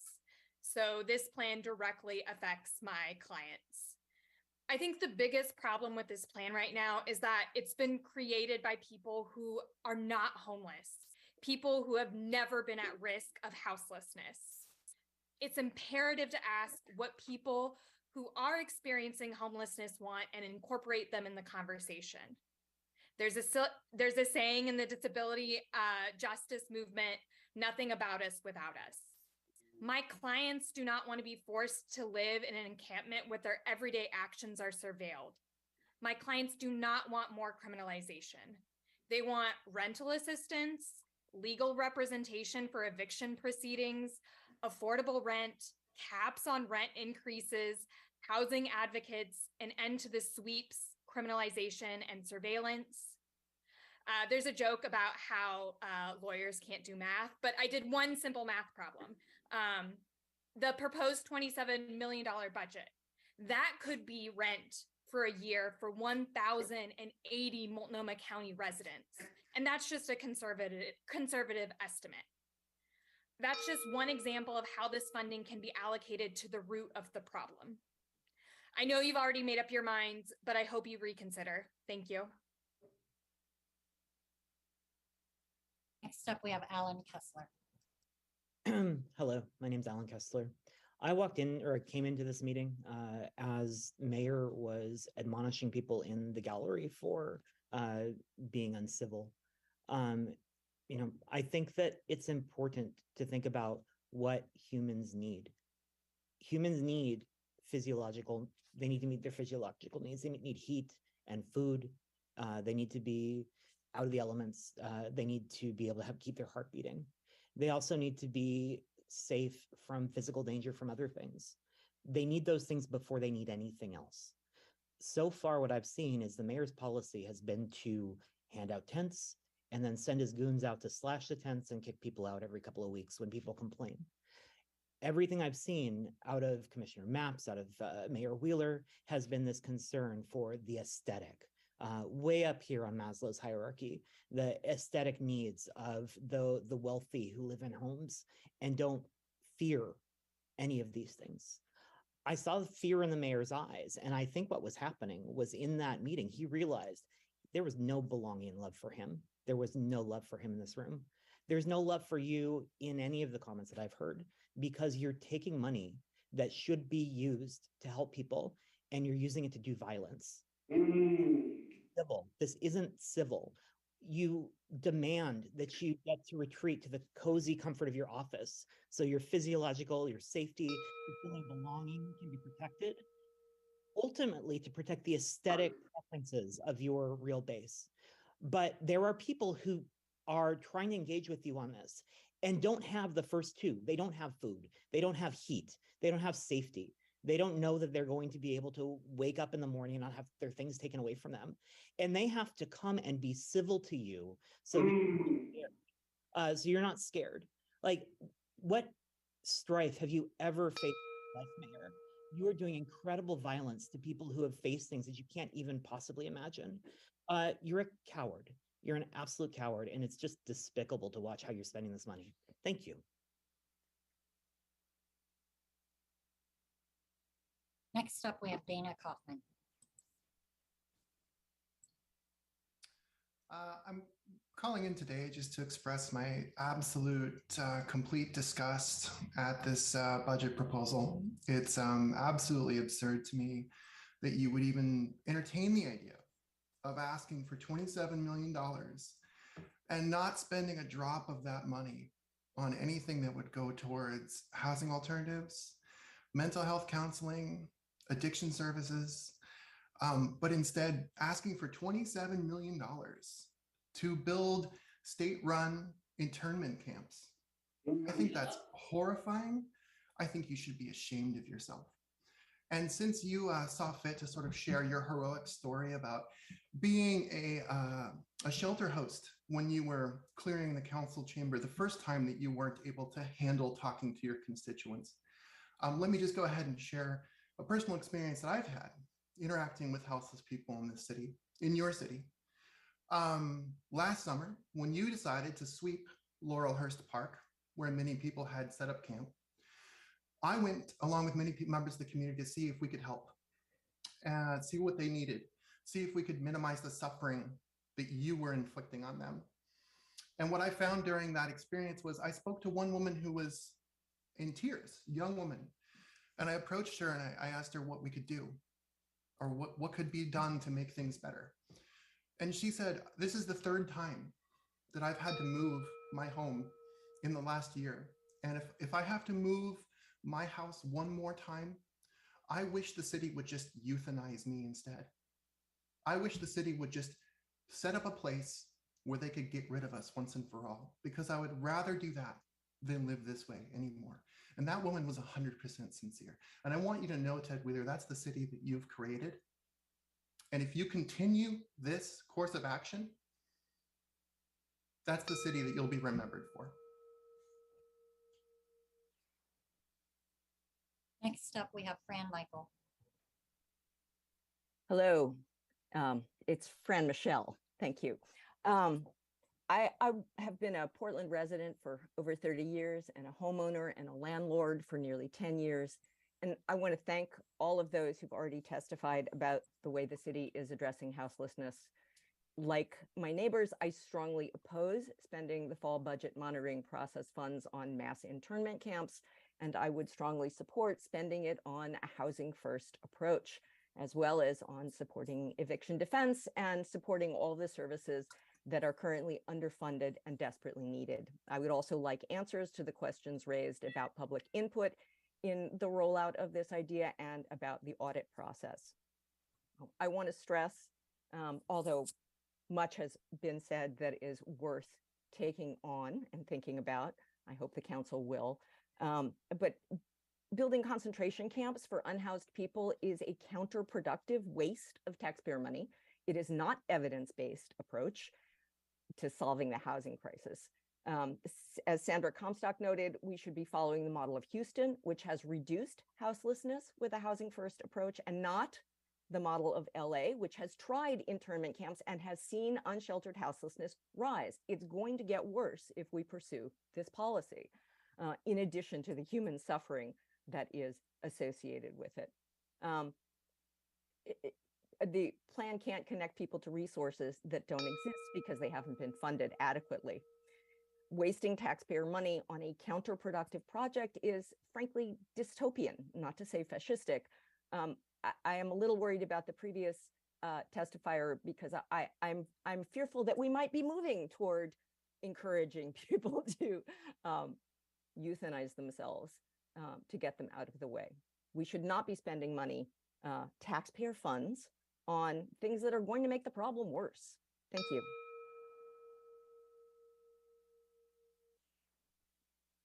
Next up, we have Nicole Sandoval, followed by Sandy Chung and Bernard Riddle.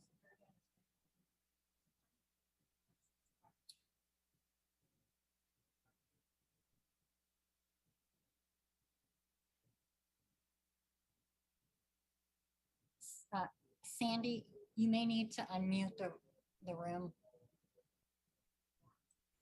Okay, all right, yes, no problem at all. Come back if you need anything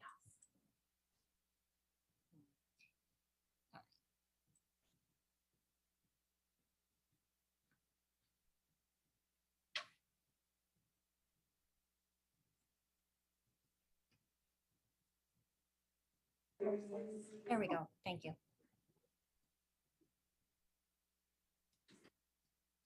Mayor and Commissioners, I'm Sandy Chung. My pronouns are she and her. I'm the Executive Director of the ACLU of Oregon. ACLU of Oregon and others have made it clear to you that your proposal to criminalize houselessness when there are not sufficient shelter spaces in Portland will likely violate the law. Today, I also share with you guidance from the U.S. Interagency Council on Homelessness, the federal agency, the mission of which is to prevent and end homelessness.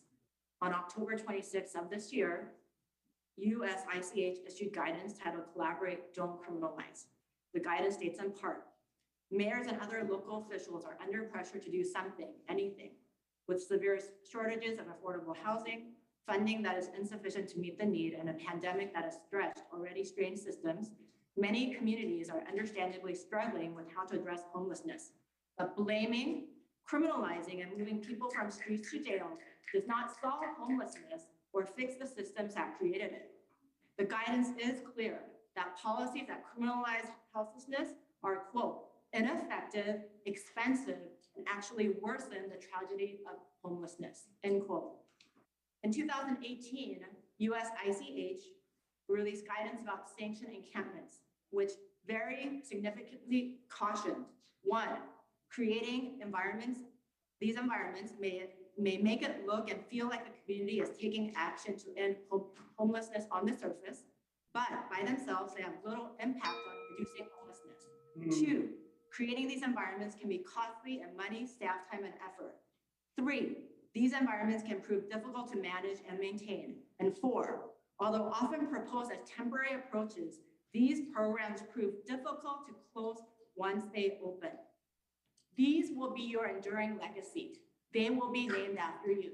And I want to note that the city that followed this type of proposal, LA, many of the people in power who passed those policies were voted out of office. Never too late for you to change course and do the right thing based on the guidance provided by experts like US ICH and people with lived experience with houselessness. Thank you. All right, is Nicole Sandoval or Bernard Riddle in the room?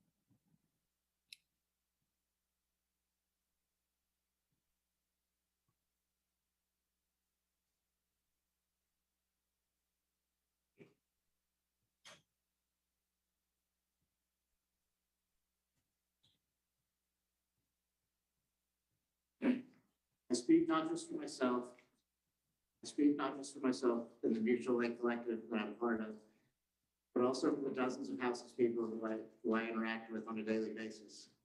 Absolutely no one I've spoken to has expressed the slightest bit of enthusiasm about being declared illegal, having their freedom taken away from them, and forced into concentration camps.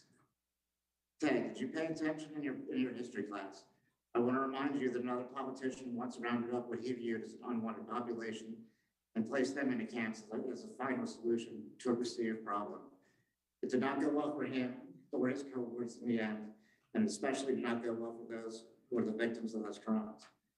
With our capitalist system failing, a view which is shared by the majority of respected economists, how long will it be before there's a new class of unwanted people?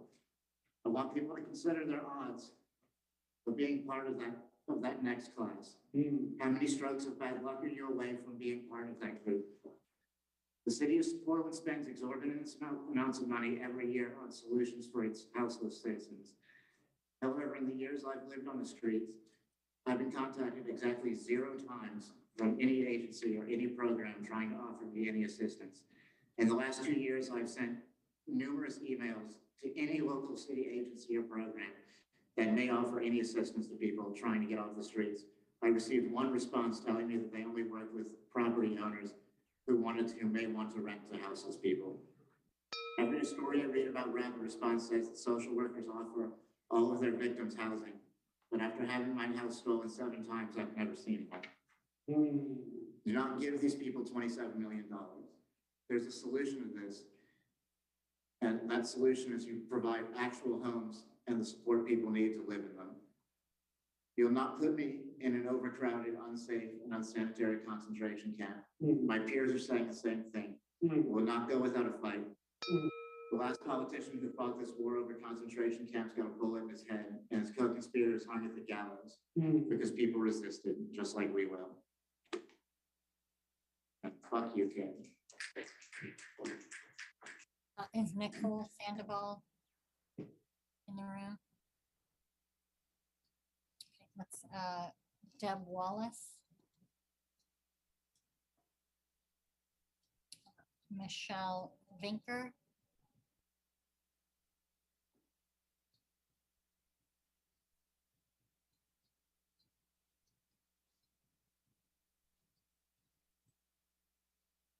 Mayor Wheeler, President Maps, and Commissioners. My name is Michelle Vinker, and I'm the Executive Director of Family Promise of Metro East. Thank you for allowing me some time to speak to you about a program that is already changing lives in its few short months of existence.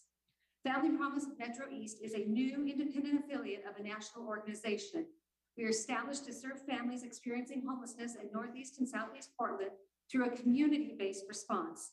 We join over 200 affiliates nationwide, including 5 in Oregon and Southwest Washington. We operate a rotational family shelter in partnership with faith communities, community organizations, and individual volunteers. Currently, we have 13 host and support organizations and over 200 volunteers and growing. We serve 2 to 5 families with a maximum of 14 people at any given time. At our Family Day Center, families access case management, computers, laundry, and showers. It is a place where children can be picked up for school and an address where mail can be sent. In the evenings, families stay overnight for a week at a time at one of our host sites. There, trained volunteers provide meals, activities, and overnight hosting, and families get a private area to sleep. We opened our doors in mid-July, and in that short time, we have served 7 families and had many successes, including 2 of them obtaining permanent housing. But our wait list is growing long, which is not surprising, given that most recent data from the Oregon Department of Education identified 1,885 students from the Portland Public Schools being houseless. We are requesting that you approve the $55,000 to help us continue to build our shelter program. This will represent about a quarter of our annual budget. Our model is cost-effective as we leverage existing community resources. For our partners and volunteers, it's a meaningful way and a tangible part of the solution to homelessness. Each houseless family is unique, as are all people. We need every possible solution to meet those unique needs. Family Promise is one proven solution. I encourage you to vote yes, becoming another valuable partner in our efforts to address the needs of homelessness and to children and families in Portland. Thank you. Thank you for your services. Next up, we have Tim McCormick. Tim, you're muted. Okay, can you hear me? Yeah. I'm at a coffee shop now. Just had a tour of the Starbucks of Southeast Portland. Anyway, thank you. Good afternoon, Mayor and council members. Thank you for being willing to listen and engage on such a controversial and polarized topic. My name is Tim McCormick. I am Director of Housing Alternatives Network. And for the last 10 years as a designer, advocate, and researcher, I have focused on ways to create housing more efficiently, quickly, and centered on those who need it most, essentially looking at how to build from the bottom up. And I've been following this closely. I joined Sam Adams community meetings yesterday and last week. And my impression is, to say the least, you have some ways to go to bring the community together around this. But also, there is an exceptional wealth of care and knowledge and good precedents in Portland to draw upon. And we can take this much further than we have now. Now, reflecting that, I want to point you to a story that came out in national media on Next City all about Dignity Village, talking about it as a landmark international model. That's housed 50 to 75 people for 20 years on a city parking lot with almost no government funding. From my standpoint, that's like a miracle in our midst that that's happening at all. And we should be looking at how to learn and draw upon that. It's no concentration camp at all. It's a very empowering community. I've been there many times. I'd also like to offer the example and help of Cascadia Clusters, nonprofit with which I'm working now. We hire and train currently and formerly houseless Portlanders to build new low-cost housing. And I'm presently living in one such house built on the build site. We could be establishing such operations at these campgrounds, hiring people, giving work training, and actually building real housing that would suit a lot of people just as it suits me, and could be relocated, for example, to village clusters or to private residences under shelter to housing continuum. We've got a lot of creative paths open to us. Let's go for the best ideas. Thanks a lot. Bye. Tim, thank you for that. And I would be interested in following up with you about that. Thank you. Next up, we have Nikki Joran, followed by Madison Wardon.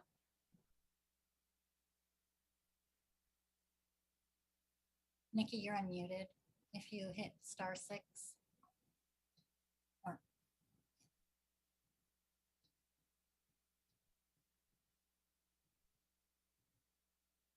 Nikki, are you able to unmute?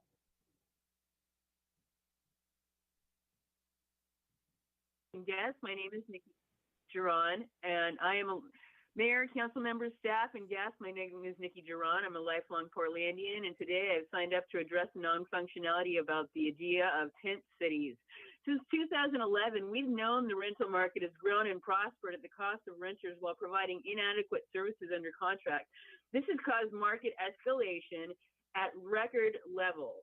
I am personally in eviction mediation and job hunting and house hunting and resource hunting for 2 years. And for 2 years, I've asked everyone for help. I'm going to go ahead and start with the reasons that I do not support this ordinance for a list of these reasons. Homeless people will be subjected to gang violence within the homeless community. This is not an aesthetic that Portland should be promoting. This places Portland at the whimsy of the rental and housing markets. In the event of major crisis, the homeless will be affected adversely. Humans do better in temperature-regulated settings. Running water should not be a luxury. This creates more stigma. We are the greatest country in the world, and caste systems are terrible. Rainwater now contains forever chemicals and is a poison. This is a United Nations violation of multiple human rights. This decision is unconstitutional. Housing is a necessity when it comes to stabilizing the economy and helping people get jobs. Animals in our community are treated better than homeless Portlanders. Being homeless affects mental health adversely. Living outside is extremely difficult. Our tax dollars are about to be squandered. Tent cities will promote and exacerbate preventable diseases. The service is a terrible leadership example for our children. Climate change, there is no way to tell what is going to happen with the weather patterns. Breathing in wildfire smoke is going to affect people's health. People need privacy. People will be subjected to more lawsuits. This is not acceptable. Being unhoused is a death sentence. Being homeless is a barrier to services. Many crisis lines are only open Monday through Friday, 9 to 4. This will become a strain on our healthcare system. Many humans already treat other people worse than we want to believe. $27 million for concentration camps. This is not an investment. This is not a Band-Aid. The current body of leadership has had over a year to do better. They haven't. Humanitarians all over the world are embarrassed for us. Rich people use homeless people as a reason to complain, and future investors will not be looking at Portland for anything but laughs. Thank you very much. Next up, we have Madison Morda. Hello. I have voted every time to help solve the housing crisis and to increase taxes and for every way that we can help people. And I am angered that this money is being used to criminalize houselessness rather than provide housing for people. I continue to be shocked and appalled at the use of funding to terrorize one of the most disenfranchised groups of people in our city. Furthermore, the proposal to construct mass fenced-in encampments with no safe use sites or the ability to cook food while also not providing enough meals per day is absolutely ignorant of the real and valid needs of people. It is creating concentration and internment camps, which is abhorrent to even consider. It is so frustrating that the answers exist, but other cities have found solutions.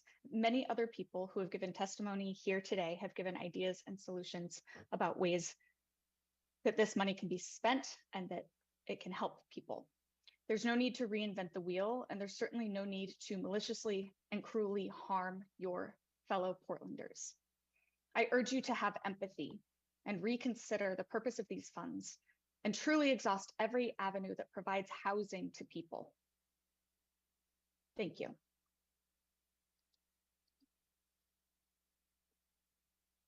Next up, we have Linda Buckley.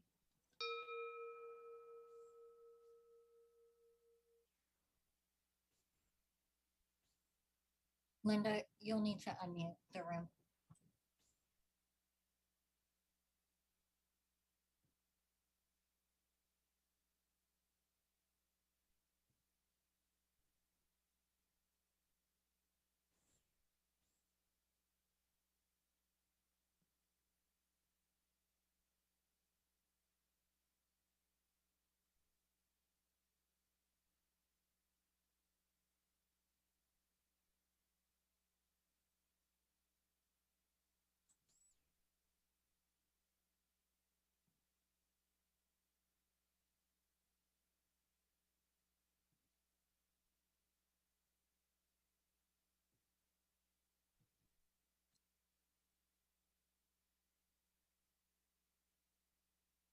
Keelan, what's up? Yeah, Mayor, we're trying to figure out how to make sure that room gets unmuted. Why don't we call the next person online and then we can circle back to Lovejoy. All right, thank you. Yeah, thank you. Let's see, next we have, let's go to Judy Wilder. Hi, my name is Judy Wilder. I live in Southwest Portland and had a 20-year career as a juvenile justice worker, an oxymoron because of the overrepresentation of Black, Indigenous, and other people of color. The proposed to request 27 million from the fall budget monitoring process to fund recently passed resolutions and enforce a camping ban strikes me as a sweep. As my pastor said, we sweep garbage, not people. This budget plan does not prioritize funding housing, which is a constructive answer to homelessness. The mere $150,000 to research potential city-owned properties for more affordable housing development seems a poor attempt to make the plan palatable. The 27 million for financing the creation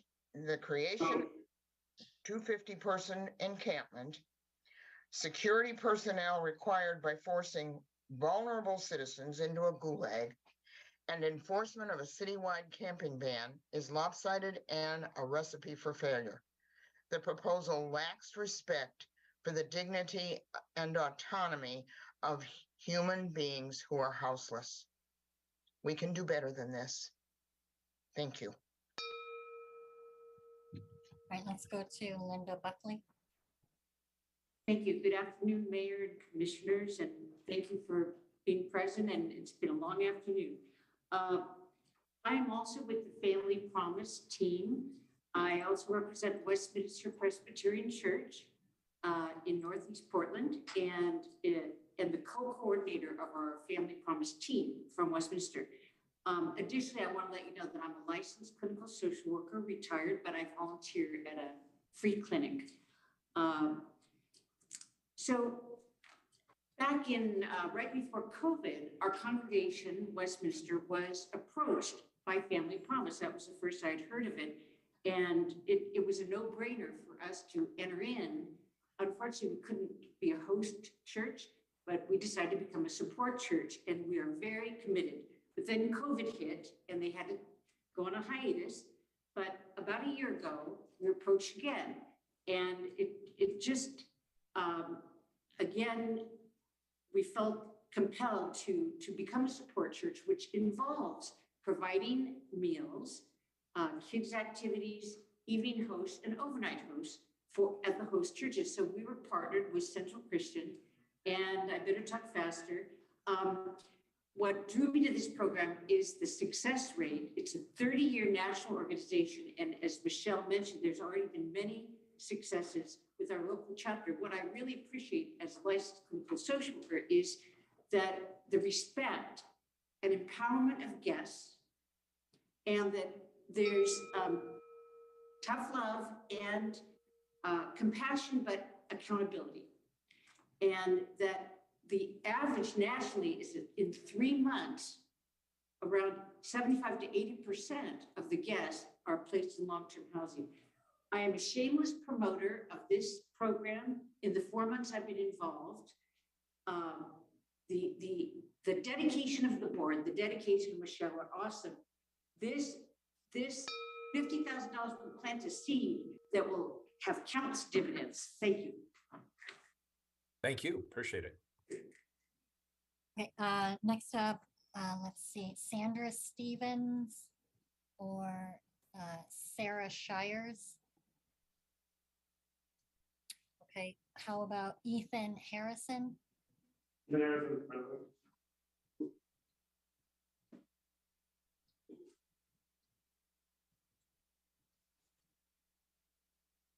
Good afternoon, Mayor, Commissioners. I have not been in council chambers since the death of Commissioner Dan Ryan. May he rest in peace. Commissioner Rubio, Commissioner Maps, Commissioner Ryan, Mr. Mayor. For the record, my name is Ethan Harrison. I live in Portland zip code 97211. I'm here to testify in opposition to this fall bump, precisely to the mayor's plan. My pronouns for the record are they, them. Before I get to my testimony, things are helpful to know about me. I am autistic. I prepared 3 minutes of testimony today. That is my goal. Other things to know about me. I voted for Ted Wheeler the first time. And I thought I was making the right choice, and I was not. Commissioner Ryan, in addition to being a gay person, I'm also HIV positive. I voted for you, Commissioner Ryan, because as a person living with HIV, I thought that you would be a good vote. I was wrong. Commissioners Rubio and Matt, I did not vote for you either. Other things I want to remember before I get to my points. In 2018, this place, City Hall, brutally beat anti-police brutality activists as they demanded accountability for the treatment under Police Commissioner Mayor Wheeler at recent protests in 2018. This jumps around. From 2017 to 2018, it was revealed by the city auditor's office that the Portland Police Department, their arrest numbers were almost 50% homeless people. Jumping around in 2017, after 6 years, Right to Dream 2 was moved out of downtown. They are still providing housing for Portlanders and have been doing so. They celebrated their 10th anniversary last year, right? And somehow they were left alone, but another data point. In 2018, Commissioner Fritz and Mayor Wheeler colluded to raid and to evict the Village of Hope, an autonomous village where Portlanders who were houseless said, we got to do something. And they went up into the woods, right? And they made their own village with housed people. And we built it out and we were like, this is going to be great. And then Mayor, you sent in the Park Service to evict them because you said that wasn't right. And that's interesting because Mayor, I remember in your first term, 2017, you went out into the streets during that ice storm where that infant died in their mother's arms. It wasn't clear if they were stillborn or if they froze to death. But you know what needs to happen. People need houses, right? That's what we all want. And then when community tells you no, you ram right through, right? Because we're housed, I'm housed, you're housed. We don't have to worry about that. I put in my notes that I was going to riff here, and I'm almost at my 3-minute mark, which is where I'm going to stop. But we housed people are going to keep coming back, okay? Because people need housing. And as Alan Kessler said, we're made to be demure in these spaces. Asada teaches us, it is our duty to fight for our freedom. It is our duty to win. We must love and support one another. We have nothing to lose but our chains. Next up, let's see, do we have Afton Garvin? Bev Woodsong? Marcella Alcantar?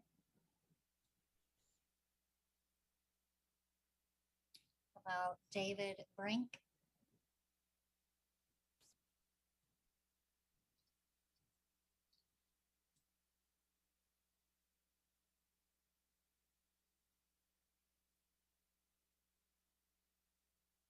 Good afternoon, Mayor Wheeler and City Commissioners.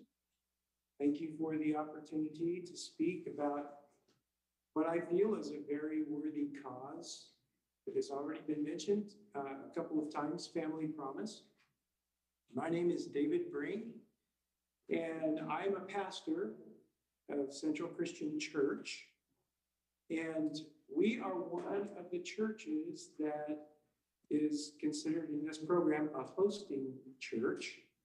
And I just thought I'd share a little bit about why we are involved and what benefits I believe it brings to this issue that we're discussing here of people who are houseless in our community.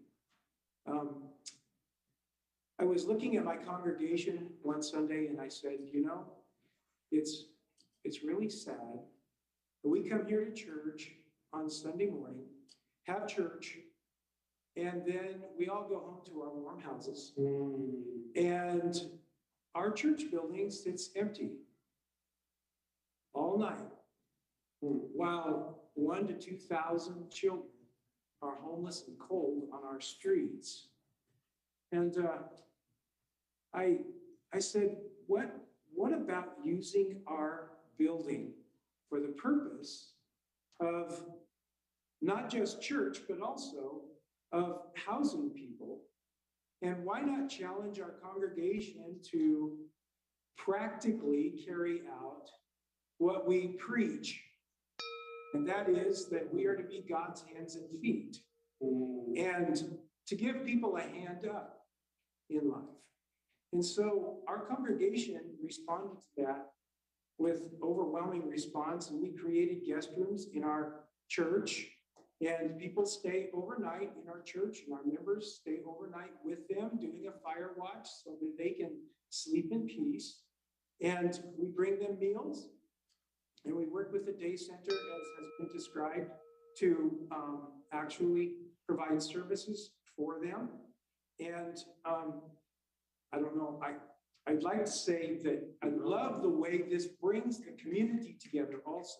It brings the congregation, and I've been able to present this to I'm on the board of Hawthorne Business Association, and I presented it to Richmond neighborhood, and it's bringing the community together as well as churches that are working as constituents with us in this program.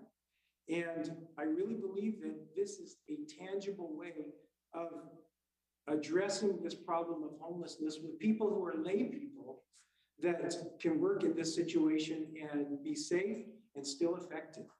Thank you for your time. Thank you. Appreciate it very much.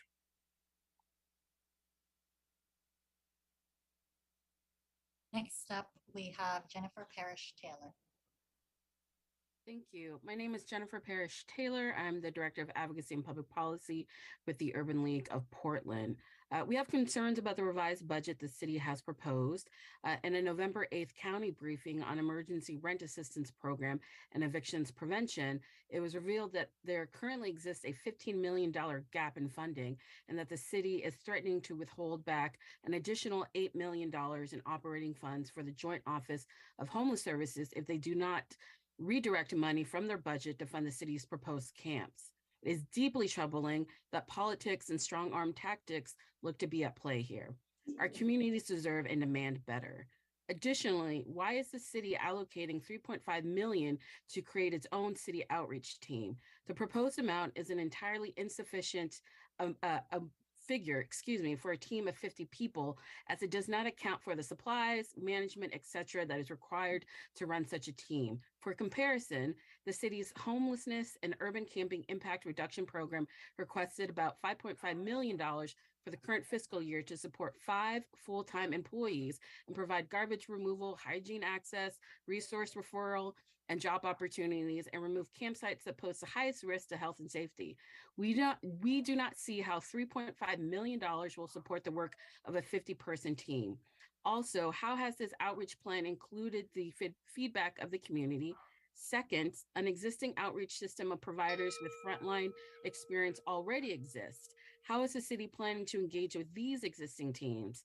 At the county level, we know that on average, they do a better job of making the connection between their anti-poverty work with their overall work to reduce homelessness. For the city to operate as if they are unrelated, demonstrates a lack of understanding.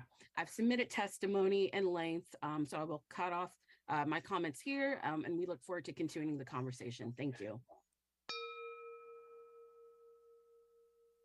Next up, Desiree Mariscal. It's Mariscal. Hi, Commissioners, Mayor, thank you so much for your time, for having us here, and for also making us leave and come back. I want to speak on behalf of small businesses around town. I'm a small business owner here in Portland. I'm very appalled and embarrassed that you're using businesses as a background to back up your crypto Nazi regime of encamping people. They're homeless and do not have the means to have a house. It's not their fault. They all have, we all have necessities. We all have a lot of things that are happening, especially since COVID. And I really urge you to consider that you do not take over this plan and continue with your sweeps because they're completely inhumane and unsustainable. Also, private policing and having one entrance and 2 meals a day, and also not allowing people to cook their own meals is unconstitutional and it's completely wrong. I think that you should consider that people have necessities. You know, look into your own humanity. Have you ever been homeless? Have you ever had food insecurity? Have you ever been cold or had a lot of things that are wrong with your, in your life? These are things that are happening to all these people. It's not their fault that they're homeless. It's not their fault that, life has happened in so many facets. And I think that you should be humane and not have these tactics that are very cruel and inhumane for people. As a small business owner, I urge you to not use businesses as an example because it's really unprofessional and it's honestly really embarrassing. When people ask me about Portland, my friends from other cities, I tell them, it's really unfortunate that our mayor and our commissioners are actually siding with, tactics that are actually almost assimilating to Nazi regimes. I really think that you should continue facilitating homelessness and to give them housing, affordable housing that they deserve, not criminalizing, penalizing, and policing and sweeping their, the only resources that they have, the few resources that they have. If you want to complain about pollution and trash, then do something about it. Use our taxpayers' dollars to actually pay for people to clean up the streets and help them. Teach people, don't criminalize them and don't penalize them for being homeless. And I hope that one day you understand that humanity goes before money. Thank you very much for your time. Next up, we have Brian Hill. Mayor Wheeler and council members, my name is Brian Hoop, Executive Director of Housing Oregon. So as you consider investing $27 million to implement a shift in the city's strategy to address chronic homelessness, I urge you to hold yourselves accountable to the same expectations you would have when considering funding other city programs and projects. There should be measurable benchmarks documented in a written plan for this new untested strategy, one that deviates from the current strategies adopted through a collaborative and public process with your county and metro partners. A hallmark of creating public policy, especially with the city of Portland, is a commitment to a public process that engages community, key organizational stakeholders, and those with lived experiences affected by such proposals. While it's a foregone conclusion, strategic disagreements exist on this issue with most nonprofit service organizations. You have a responsibility nonetheless to engage with these organizations as you move forward with implementation of your adopted strategies. Housing Oregon's member organizations are ready to engage. I again ask you to not abandon the spirit of collaboration with Multnomah and Metro governments. Despite clear differences of opinion, current strategies being funded and implemented are working.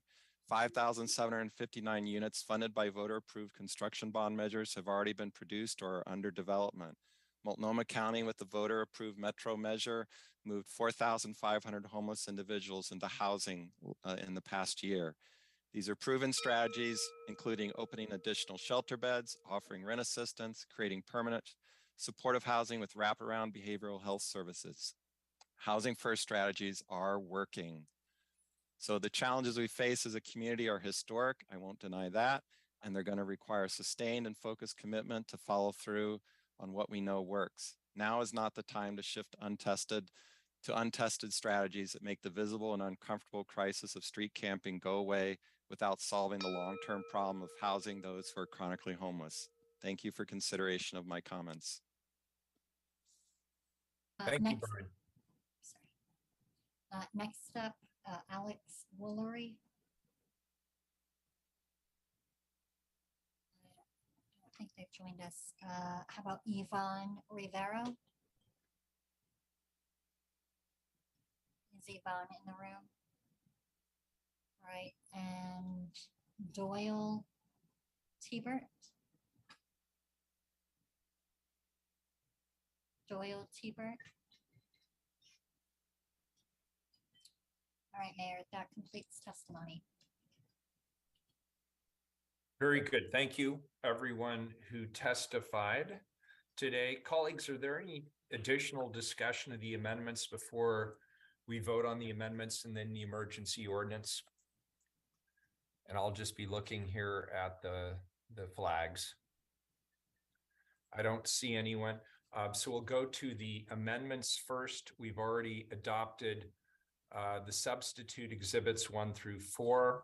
The second amendment was the amendment to add Directive E and waive the city financial policy for capital construction. Is there any further discussion on that amendment? Seeing none, Keelan, please call the roll. Naps.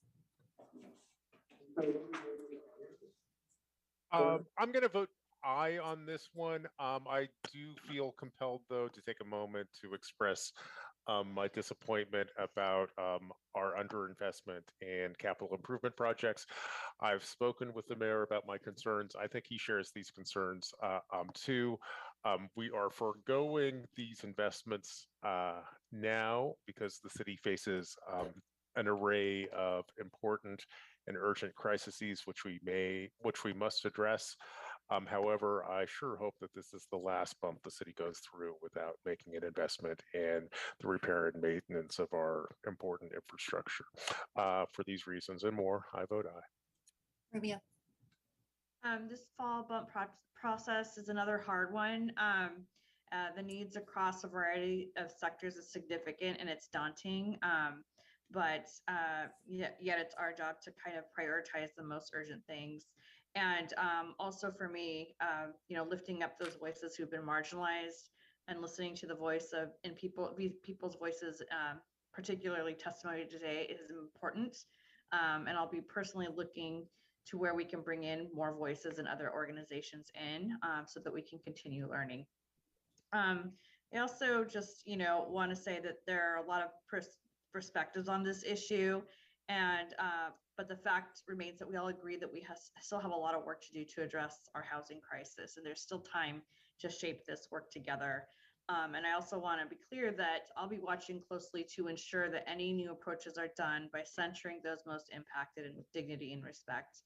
And also, I can't overstate how incredibly important, and I think we heard it in a few testimony, it is that as a system leaders are communicating clearly, transparently, and building trust so that those most impacted and those that we are elected to serve receive our very best service. And so I hold myself strongly accountable to that value, and it will continue to guide me. So I look forward to engaging more directly with trust and collaboration with our current colleagues in partner jurisdictions, and also our newly elected governor and county chair in the months ahead. Finally, as Commissioner Parks and as my colleague mentioned just now, I too wish this budget could fund some of our backlog of infrastructure, but I am pleased that we are including some key priorities of mine, such as BPS's Dark Skies project, the Albina Vision Trust investments, and also the much needed support for Family Promise. And it was really great to hear that testimony tonight. So these will all make a difference in our community, and I'm eager to see these projects move forward. I vote aye. Ryan. Colleagues, I want to begin by thanking the Portlanders who provided public testimony today and the hundreds who have sent in written testimony over the last couple of weeks. I'm proud that the City Council has come together to support and fund a thoughtful plan to improve our city's first response for those experiencing homelessness in Portland. I'm also honored to be part of a council process that keeps us focused on urgent priorities of our city, and that is the homelessness crisis, public safety, and economic recovery. This City Council team is taking steps to course correct and build necessary supports and better practices, and we must continue to advance this momentum. Failure to act is not compassionate. We understand that this may not be the perfect solution, but is a step in the right direction for Portlanders. I appreciate the consistent, thoughtful, and productive conversations we've had recently about the 5 resolutions that include services, diversion programs, accelerated construction of affordable housing, workforce activation, and the creation of career pipelines. These investments infuse innovation, creativity, common sense, compassion, and truth. This action is for all Portlanders. I will continue to speak the truth. We need our Multnomah County Metro and our partners in Salem to all align and do the right thing as we act with urgency to spend the people's money wisely and with urgency. I'm proud to be part of an elected body that is out in front. Now we need every leader elected by the people to come together, align resources, and take action. I vote aye. Hardesty.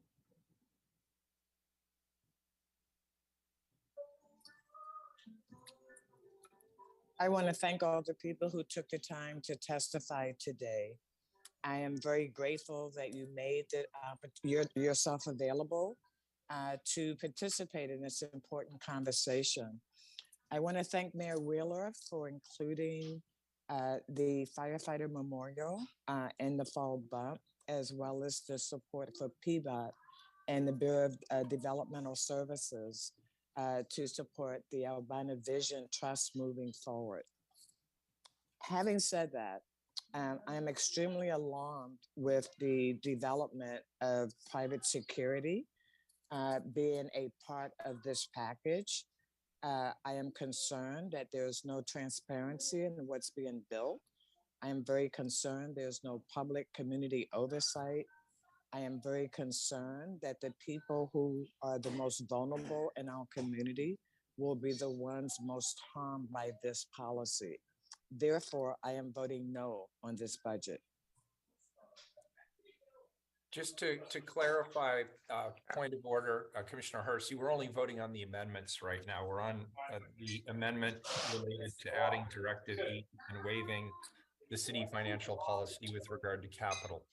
Oh, I'm sorry, Mayor. That's where I thought we were until I heard Commissioner Rubio and Commissioner Ryan. I was under the assumption that they were giving their final. It's been a long day. It has. So right now, I just need to know your vote on that particular amendment. I hear what you're saying. We'll get to the main motion. Yes. Right now.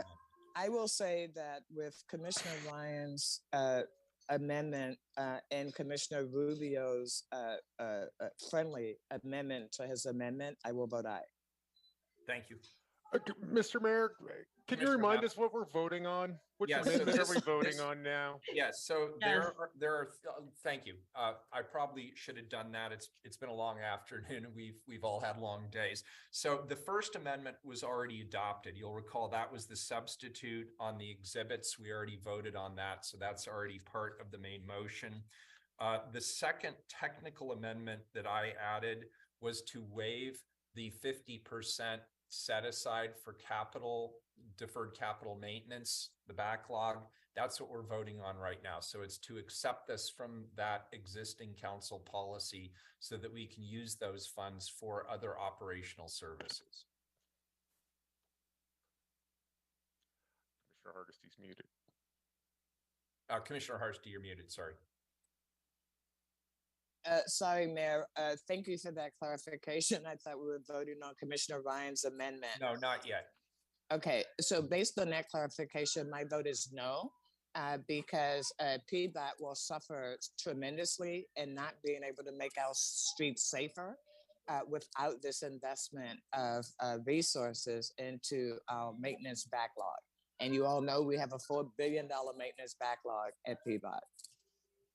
Yeah, thank you. Wheeler. As I indicated this morning when I spoke to Commissioner Mapps about this, I actually gave this long and hard consideration.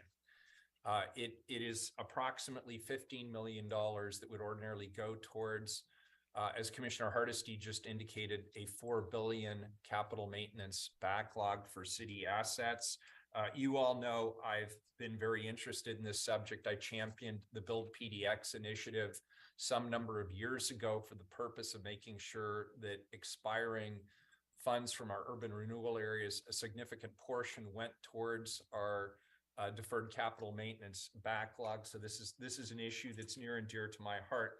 However, at a time of a record number of simultaneous worst case scenario crises facing the city, I made the decision that the 15 million going towards the 4 billion would not have the same impact as 15 million going towards operational services for our top priorities. So that's how I weighed it. And we, honest people can disagree on this particular one, but I vote aye, and the amendment is adopted. And now we'll take up the third amendment, which is Commissioner Ryan's amendment to add Directive F. Does everybody remember that, or do people want Commissioner Ryan to restate that? As for clarification here, I think I've lost track as to whether or not Rubio's friendly amendment is part of what we're voting on now. So all of that's been collapsed into one thing. So Commissioner Rubio's amendment to the amendment already passed. So her amendment is already part of this amendment. So now we're voting on this amendment as it was already amended. Got it. Thank you. And Clear I as apologize mud, for right? interrupting. Clear as mud. Yeah. It's actually really clear now, Mayor. So I'm glad we're back being present with one another. Yeah, great. Keelan, please call the roll on the amendment. Epps, Aye. Rubio, Aye. Ryan, Aye. Hardesty. Though I plan to vote yes on this amendment, I don't think it's good public policy for us to dictate how others expend their resources, especially when we have not put the same amount of resources aside to match our requests. But for the sake of today, I will vote yes. Wheeler, I will support the amendment. I vote aye. The amendment passes as amended. Now, colleagues, this is an emergency ordinance, but Commissioner Hardesty has kindly let us know that she will likely vote against the main motion. So I would like to move to remove the emergency clause from this ordinance. Can I get a second? Second. We have a second from Commissioner Maps. Any further discussion on the amendment that I've just proposed? Seeing none, Keelan, please call the roll on the amendment to remove the emergency clause. Maps, Aye. Rubio, Aye. Ryan, Aye. Hardesty, Aye. Wheeler. Aye, the amendment is adopted. And so with that, colleagues, this item passes to second reading as amended. And Keelan, I believe that concludes our business for this afternoon. It does, Mayor. All right, we are adjourned. Thank you, everyone.